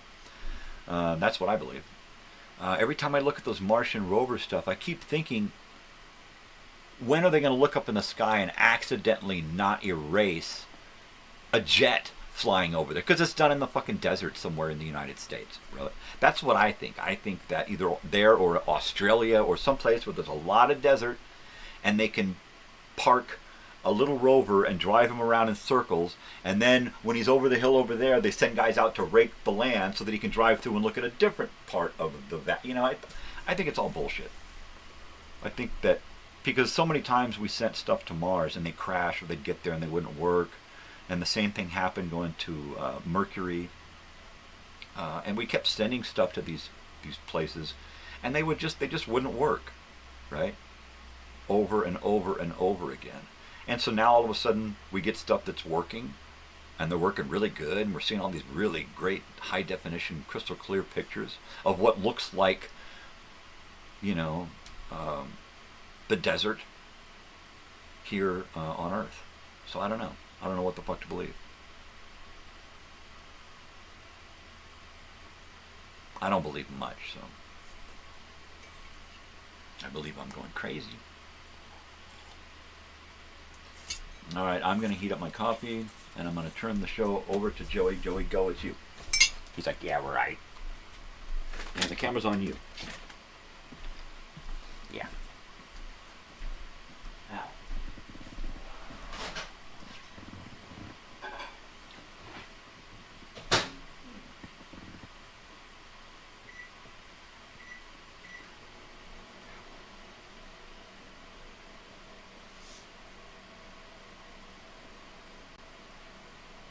What's going on today? Oh, that's right, you guys are going to the desert. Hello, desert.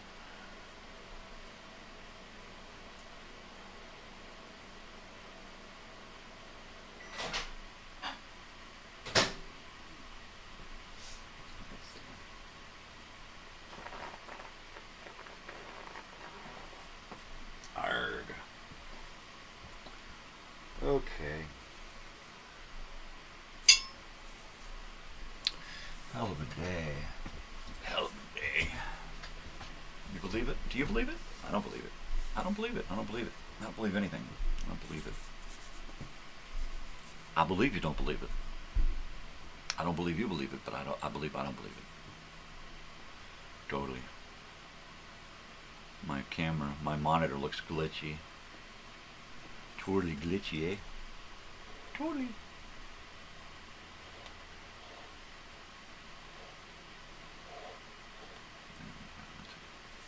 That's a good shot there. Cowabunga, dude. Totally. Cowabunga. Unless you're a guy, and then it's bullabunga. Ugh, that's horrible. I get in trouble for stupid dad jokes all the time. Can't help it. I tried not to do that when I was surrounded by all those 20-something-year-olds at my daughter's birthday party. But I probably did. I probably said a lot of stupid dad shit. That's alright. What are you gonna do, right? Fuck it. Going in, doing a bong hit, that's what I'm gonna do. That's what I'm famous for. Saying stupid shit and doing bong hits.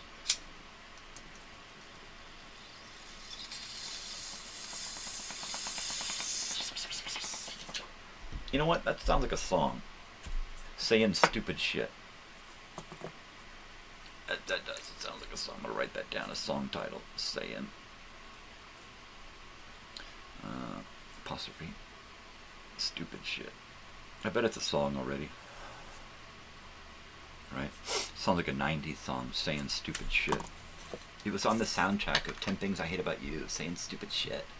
It was the #1 hit on the radio. Do you believe the earth is flat? I believe it is flat where you're standing if it's on level ground.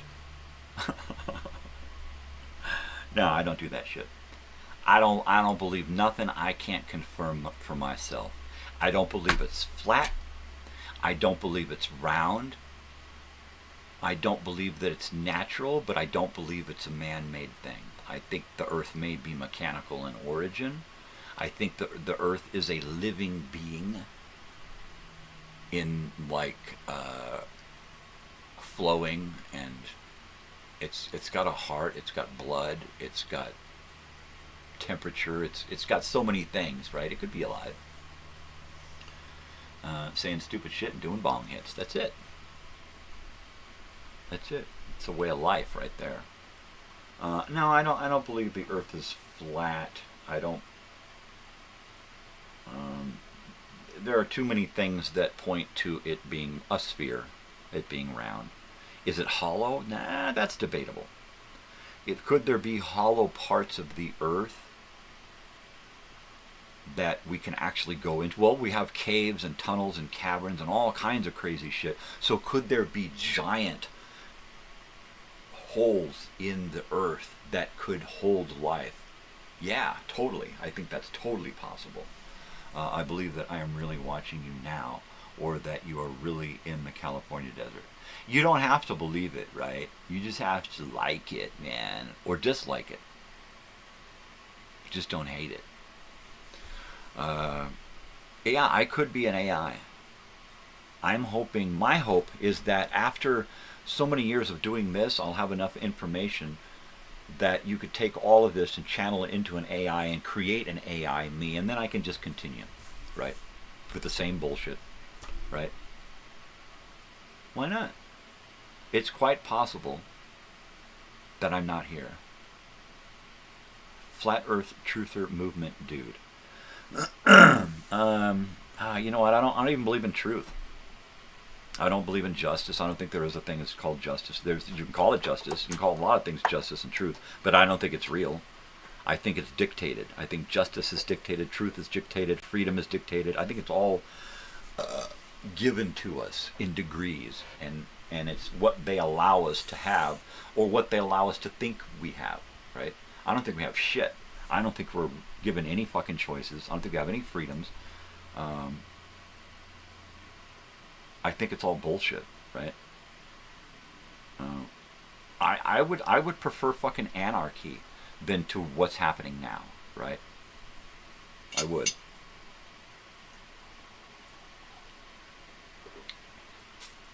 Gaia. Oh yeah, totally. Gaia. I was watching, what was I watching last night? Oh, it was Scooby-Doo.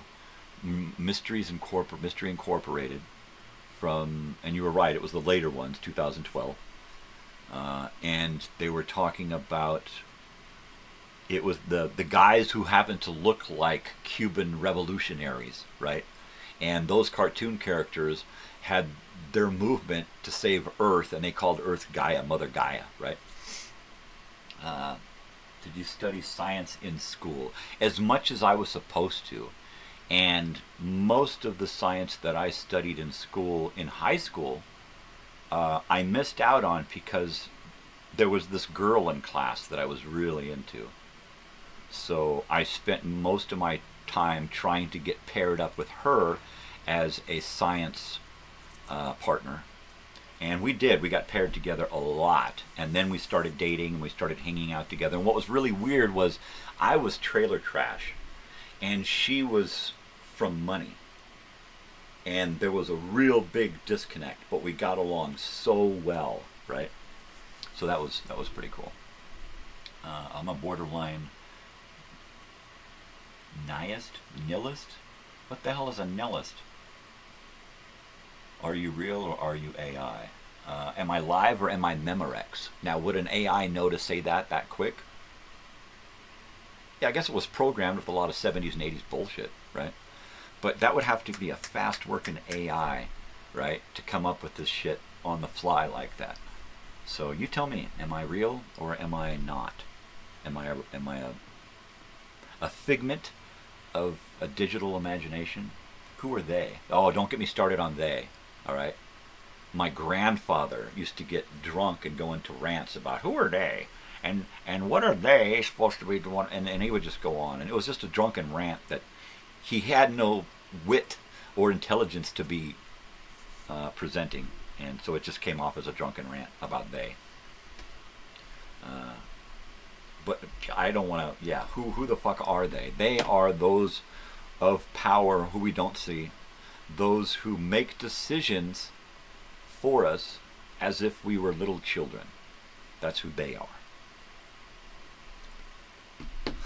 And we do see some of them, but are they really making those decisions, or are those decisions handed down to them by them, those few at the top who are in charge? What the fuck is a nihilist? Nihilist. Not. I got nothing against Nile. He's a cool guy. So I'm. What the fuck is a nihilist? Spell check. Oh, I get it, but I don't know what that is. I don't know what. I'm not that smart. And if I was an AI, I'd probably know that, wouldn't I? Or would an AI claim to not know it just to make it look like I was really here, right? I gotcha. I don't know. Tavistock? Tavis Smiley. I don't know. What the hell's a Tavistock? Movie of the week suggestion. Flight of the... we did that one already. Flight of the Navigator. We did that one. It's in the books. And we talked about it here before, too. I think you and I talked about it. It's a great movie, and I've actually put it into my hard drive, into my movie collection for later viewing. So there you go. Yeah, something you would have picked out. Believing in nothing. No, I do. I believe in a lot. But I am never 100% convinced about anything. I believe a lot, but I believe it about 50-50. I believe most stuff about middle of the road. It actually takes me physically touching it, holding it, looking at it, believing it, knowing it, in order for me to be even close to 100%. Even then, this cup might not be real. I might not even be fucking real. So I don't know. I don't believe it. I don't believe that this is actually coffee. This could be a coffee substitute that they're selling us because we ran out of coffee 100 years ago when it went extinct. I don't fucking know. I don't believe it. Never-ending story. Geez, was that one that we talked about with the Flight of the Navigator? There is no us and them. There is only us. Right. Exactly. There is no us and them. It's just us. You know. We are one race. We are one people. We are one life. We are one on this planet. And I think the sooner we get a hold of that and figure out that we're all in this together, you know, my food is your food, your air is my air, my water is your water, all of that shit. You know, it's how they scrape up natural resources, stockpile them, and then sell them back to us, right? And we let it happen. We give up our water rights, we give up our land rights, we give up all these rights so that people can then sell the shit back to us. And it's fucking disgusting. And I'm sick of it. Never-ending story. I don't believe I have a copy of Never-ending Story here. But we can make that the movie of the week. Never-ending Story. Is that Atreyu? Is that who the kid is? Atreyu? The Never-ending Story.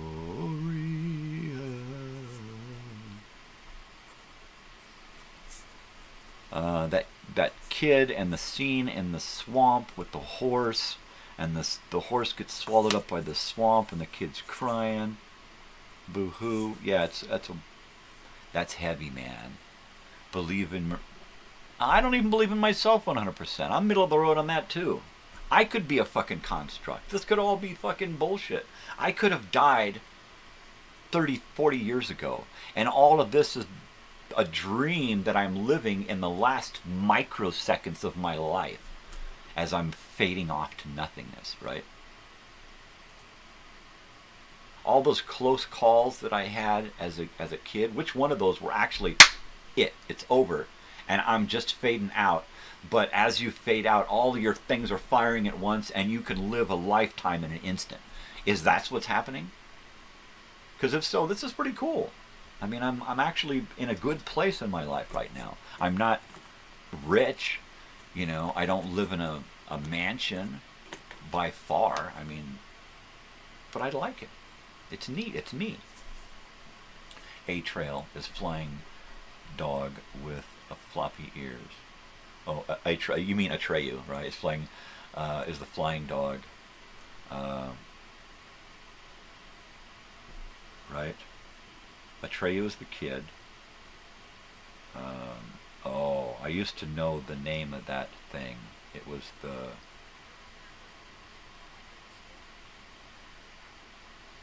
Shit. Somebody's going to have to tell me what the name of that character is, because I used to do that character. That big, long, funny, dragon-looking, negative talk. Was I being negative? Was I being negative about something? James said that I was being negative, and you can't take my negative talk, so he's going to catch me later. Well, if I'm being negative, then there you go. Gee, that's kind of weird. I never heard that before. I just talk. Atreyu's the flying... Really?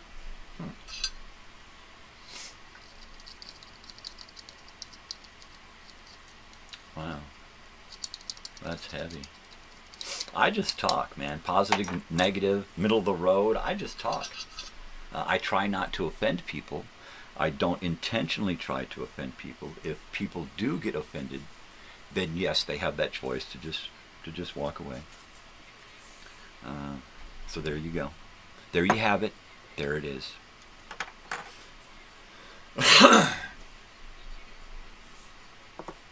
There you go. There you go.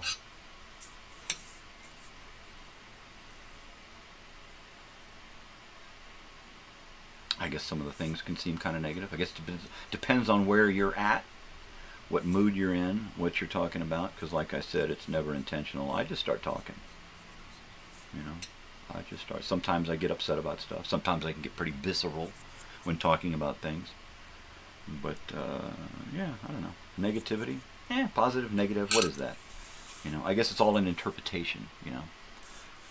It all is in I guess if he was going to stick around and be programmed by what he would think to be my negativity, well, then that would be bad, right? So good on him. There you go.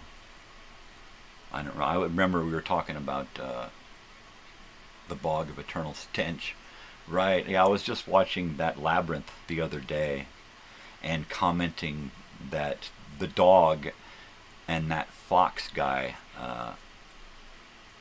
Sir Benevere or something, I can't remember what his name was, but he was those two, the dog especially, they were my favorite characters in the movie.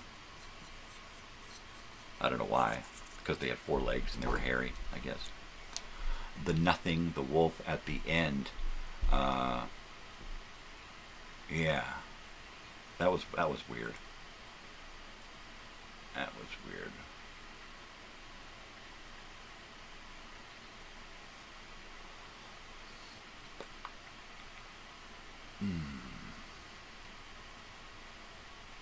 Totally.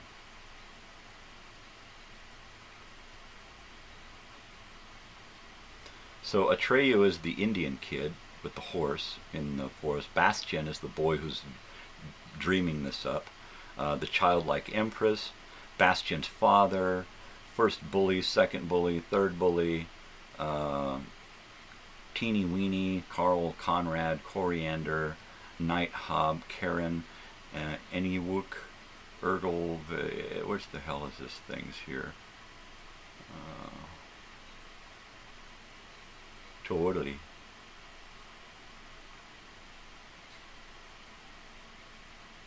So there's some of them characters there.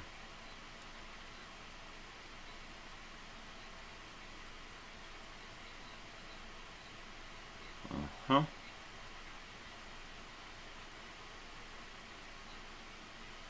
Uh-huh. Very cool. Yeah, this is a great movie. Labyrinth and Never-Ending Story are blurring. Yeah, they're kind of weird. They're both about a quest. And they go into some weird places with a lot of weird characters. Totally. but I can't get the name of that.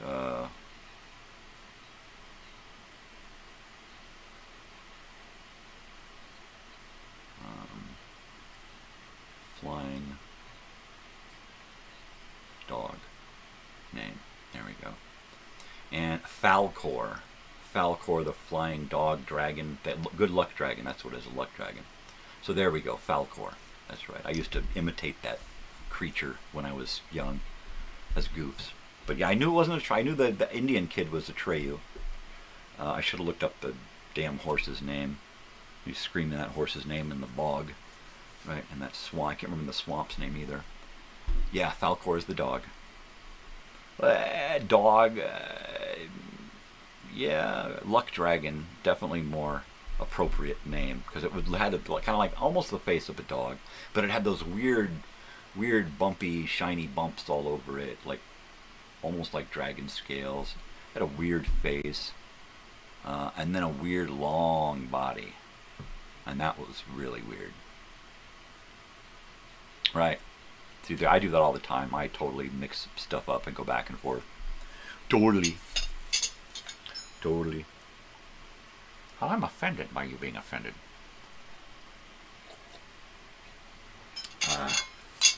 Totally. Let's see. Wow, it's 20 to 7. That's crazy. Crazy taxi. Cookie cab. Yeah. So what's going on the rest of the week? More of the same. More of the same stuff here.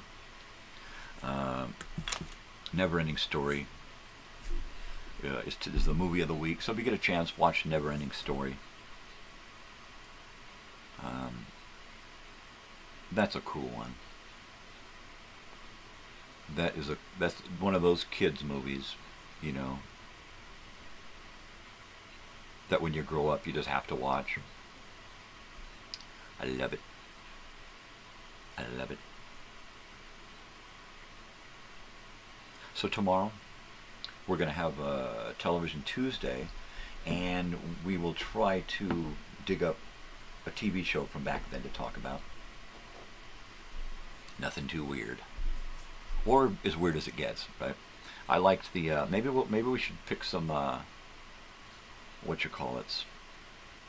variety shows, not magazine shows, but like human interest shows, right? Like Real People, Those Amazing Animals, That's Incredible, like that period of television. Maybe we should talk about those things. Optimism and wisdom, his presence is considered good luck. Well, there you go. Boy, could I use one of those. Maybe I have one. Maybe that's what my dogs are. My dogs are little Falcor dragons, right? Little good luck dragons. Sure, there you go. Think positive, right? Totally. I like that.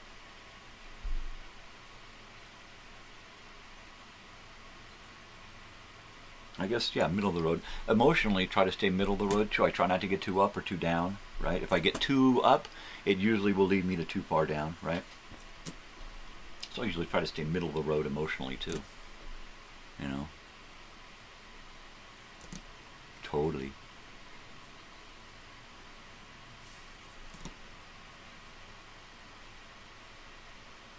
Yeah, Fantasia. That's right, Fantasia. Which is kind of weird. Is that that's fantasy in French or something, right?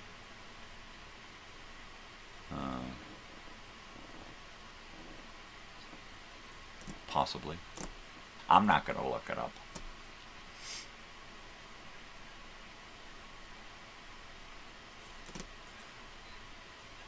Wasn't that a character on a show? What the hell show was that?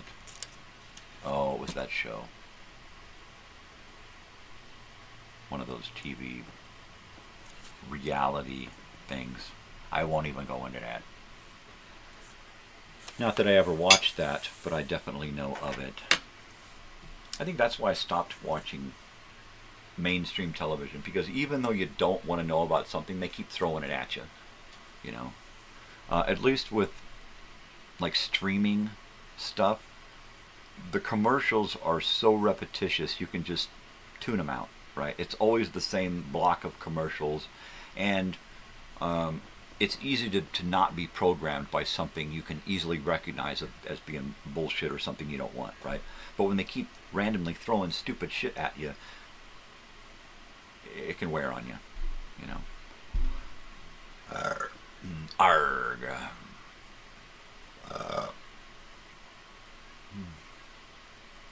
Totally.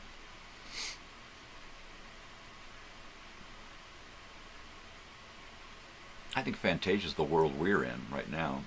Everybody's living in a fantasy. They're living in a fantasy of their own making. They pick out their little fantasy, their avatar, their little world, the things they want the people to see about them, right? Hoping that they're not in front of a mirror where there's a pile of bullshit behind them, right? But usually that's the case. People want to be seen in a certain light, you know. They don't want to be seen. They don't want to be seen scratching their bellies, you know.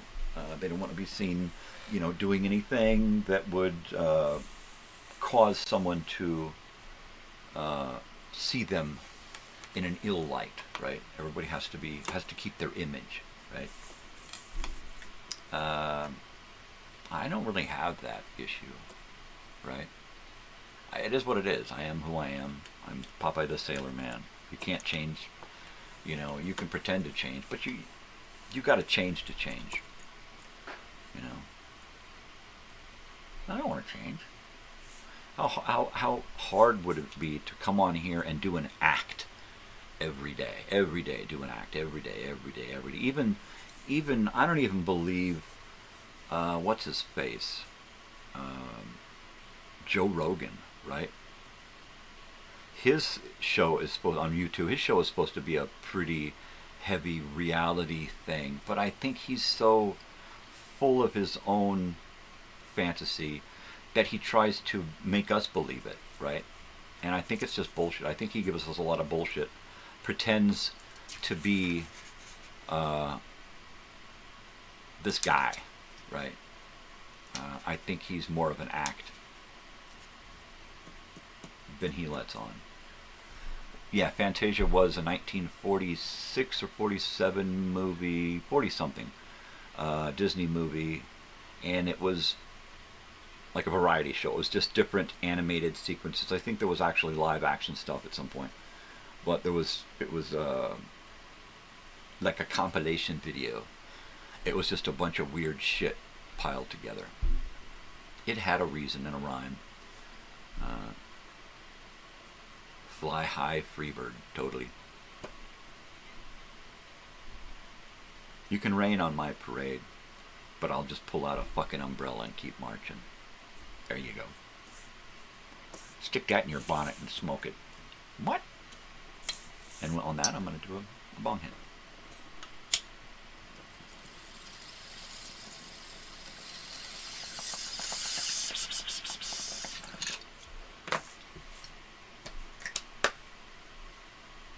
Say, I don't know what's going on today. I don't have any major plans. We might be back this evening to play a little video games. I don't know. It depends on what's going on. I know my daughter's got school, and then she's got to race home to do shit, and then get ready to go out again. And then, I don't know what I'm going to do. Remember the buckets of water and the brooms. Yeah, that was pretty cool.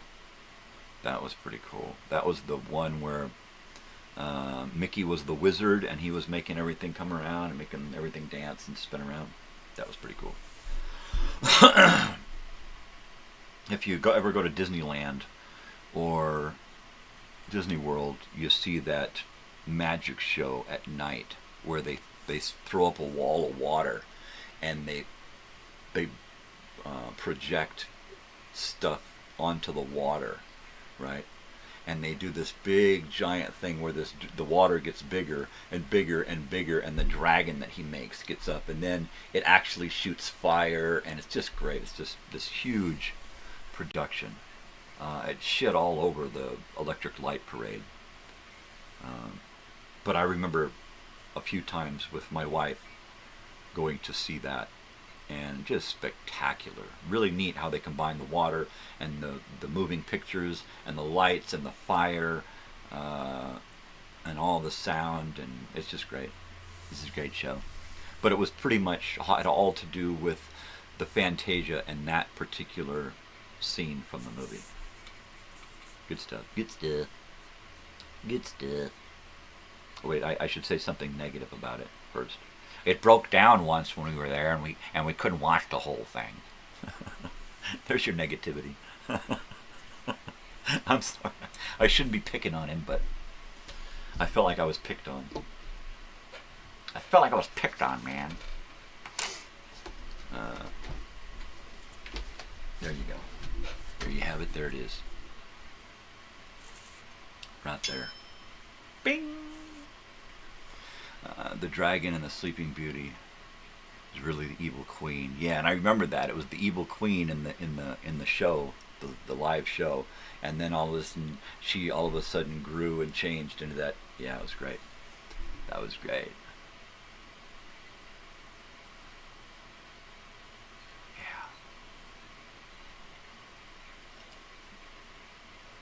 Good stuff. Good stuff. And they, in Disneyland, they, easy pickings, they did it right there. The show took place right on Tom Sawyer Island. I don't know if you're familiar with Disneyland, but it took place on Tom Sawyer Island, and you stood in old New Orleans and looked out over the waterfront at the show that was going on over the water. And everything was always set up, and all they had to do was open up. These things would open up, and towers would come out, and they would be the water and the lights and all of this shit. It was really, really well done. And then, because it was on the water, they utilized the boats. The pirate ship would come through at some point, and there was a live action thing going on the pirate ship. In fact, somebody actually died doing that pirate show once. I wasn't there, but that's the word. Sorry about the negativity. And then, jab, jab, jab. At the end of the show, of course, the paddle boat comes through, and they've got all the characters on there singing and dancing, and then that was pretty cool. That's a good late night, end of the evening, you know. And then that show's over, and then they start closing down the park, and you got to start moving towards the front. And it was a really cool show. I like it. A friend of mine, Dan, is a real Disney head. And turned me on to passes when I worked for him, and thank you, Dan. And that was really cool, being able to go and see all the little things about Disneyland that I had only seen little bits of growing up, you know. That was cool. And then taking our daughter there at some point and introducing her. So now she's got that, so at some point she's going to revisit Disneyland and have those memory connection things going on. Yeah, there's a lot of negativity about Disney and the Disney Corporation and stuff, but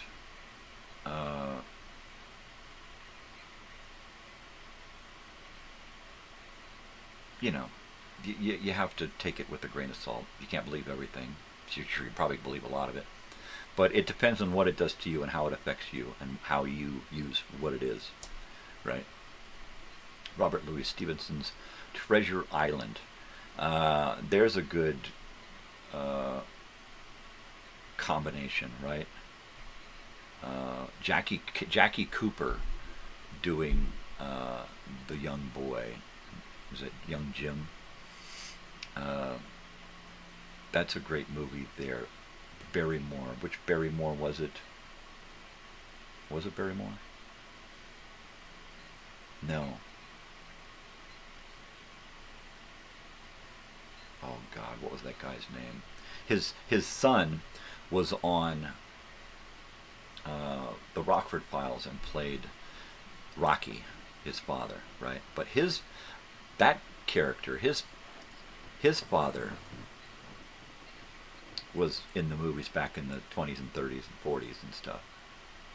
Oh God, I can't remember his fucking name. But he did a great The Champ with Jackie Cooper, and then he did Treasure Island with Jackie Cooper.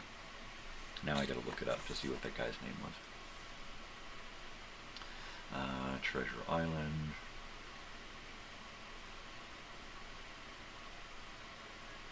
Treasure Island.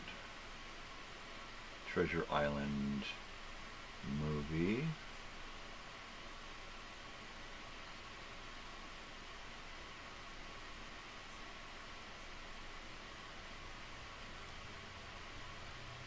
Okay, 1934, that would be it, and that would be Wallace Beery.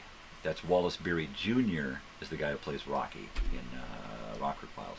So yeah, that was a great one. And then they did the, I think a year or two before that, they did The Champ, which was redone with John Voight and Ricky Schroeder back in the 70s, and that was a great one, and it was a great vehicle for Ricky Schroeder. That's been done a couple of times, like Mark Twain's Tom Sawyer and Huckleberry Finn. Those movies have just been done to death, right? I think they did it several times in just the 80s and 90s alone. Every time a new kid would come along, it's like, oh, he'd be a great Tom Sawyer, and then they'd do a Tom Sawyer movie. And so, like, my favorite was the musical Tom Sawyer with, oh, of course, I won't remember his name now. The kid, oh shit, what was his name? I gotta get the 8-track tape to remember his name. Johnny Whitaker, that's it, Johnny Whitaker. He did a great Tom Sawyer in the early 70s with a very young Jodie Foster, who played Becky Thatcher. And then the kid who later went on to be the young Superman in the first Superman movie with Christopher Reeve, that kid there, he was Huckleberry Finn in the movie, much younger. But that was pretty cool. Remember the witch in Snow White with the apple? Yeah, the apple. If you'd ever gone to Disneyland at any point, I don't remember, I don't know if it's happening now, but as far up as in the 2000s, you could go to Disneyland, and when you rode the Sleeping Beauty ride, which was just a couple of people sitting in a little cart, and they would run you around to this little track inside of a building. It was an amusement, and the cart would spin around, and you'd look at something, and then you'd go along, and it would spin around again, and it would look at something else, and it was just kind of a weird little, and then things would pop out, and you know, all kinds of, you know, I was going to say trolls, but the dwarves dancing around and whistling at the end. But at some point they come to the witch standing there with an apple, and she's telling you to take this apple. You can actually grab that apple. It's an actual souvenir, and if you can reach it when the cart turns at the witch with the apple, if you can reach out and grab that apple, it's your apple. And they just keep supplying that apple on that witch's hand. And that's one of those little things like the special menu at In-N-Out, right? It's like you have to know these little things. There were things about Disneyland, there probably still are, that are like little hidden secrets. Not so secret now, because you can just grab an app or go to a group or a site or something that will just reveal all the secrets. But the biggest secret that I wanted to know when we were going there, and I had like a camera or a video camera or a phone or something that needed to be plugged in, I made a map of where all the outlets were, all of the free outlets where you could go sit down, plug your phone in, and sit and charge for a while, right? So we would plan our day around where to have lunch and where the outlets were, so that we could, everybody could charge up their devices. There's probably a lot more of that now. There's probably a lot of charging stations everywhere. You have to probably stick a credit card in, but it's probably a lot easier to get your shit charged up than it used to be. Well, negative or not, I gotta go for the day. I hope everyone has had as much fun as I have. It doesn't matter what kind of a mood I am in. It's never a good mood if I can't come here and do this in the mornings, because it's what I do. It's just what I do. So you all take care of each other out there, all right? You have to do that, because if you don't, you're not taking care of yourself. That's where it's at, right? we're all together. And if everybody can figure that out, I think we'll be in a lot better place. Take it easy, WW. Thanks for joining me. I hope I didn't bum you out at any point with my negativity. But I try not to. This is my positive place. See you tomorrow, brother. Take care. All right, people, you know what to do. Be kind to each other. Spread peace and love, not bullshit, right? Go out there in the world today. Do something for yourself. Do something for somebody else. Make the world a better place, right? It's going to make you happy, make them happy, right? Do that. Just do it. Just do it. Just do it, all right? Stay positive. Don't be negative. You know, negative can be a positive too, all right? All right, people, take care of yourselves. I will see you tomorrow, all right? I will. Take care of each other. Take care of yourselves. Yeah. Something like that. All right, love you, people. Adios.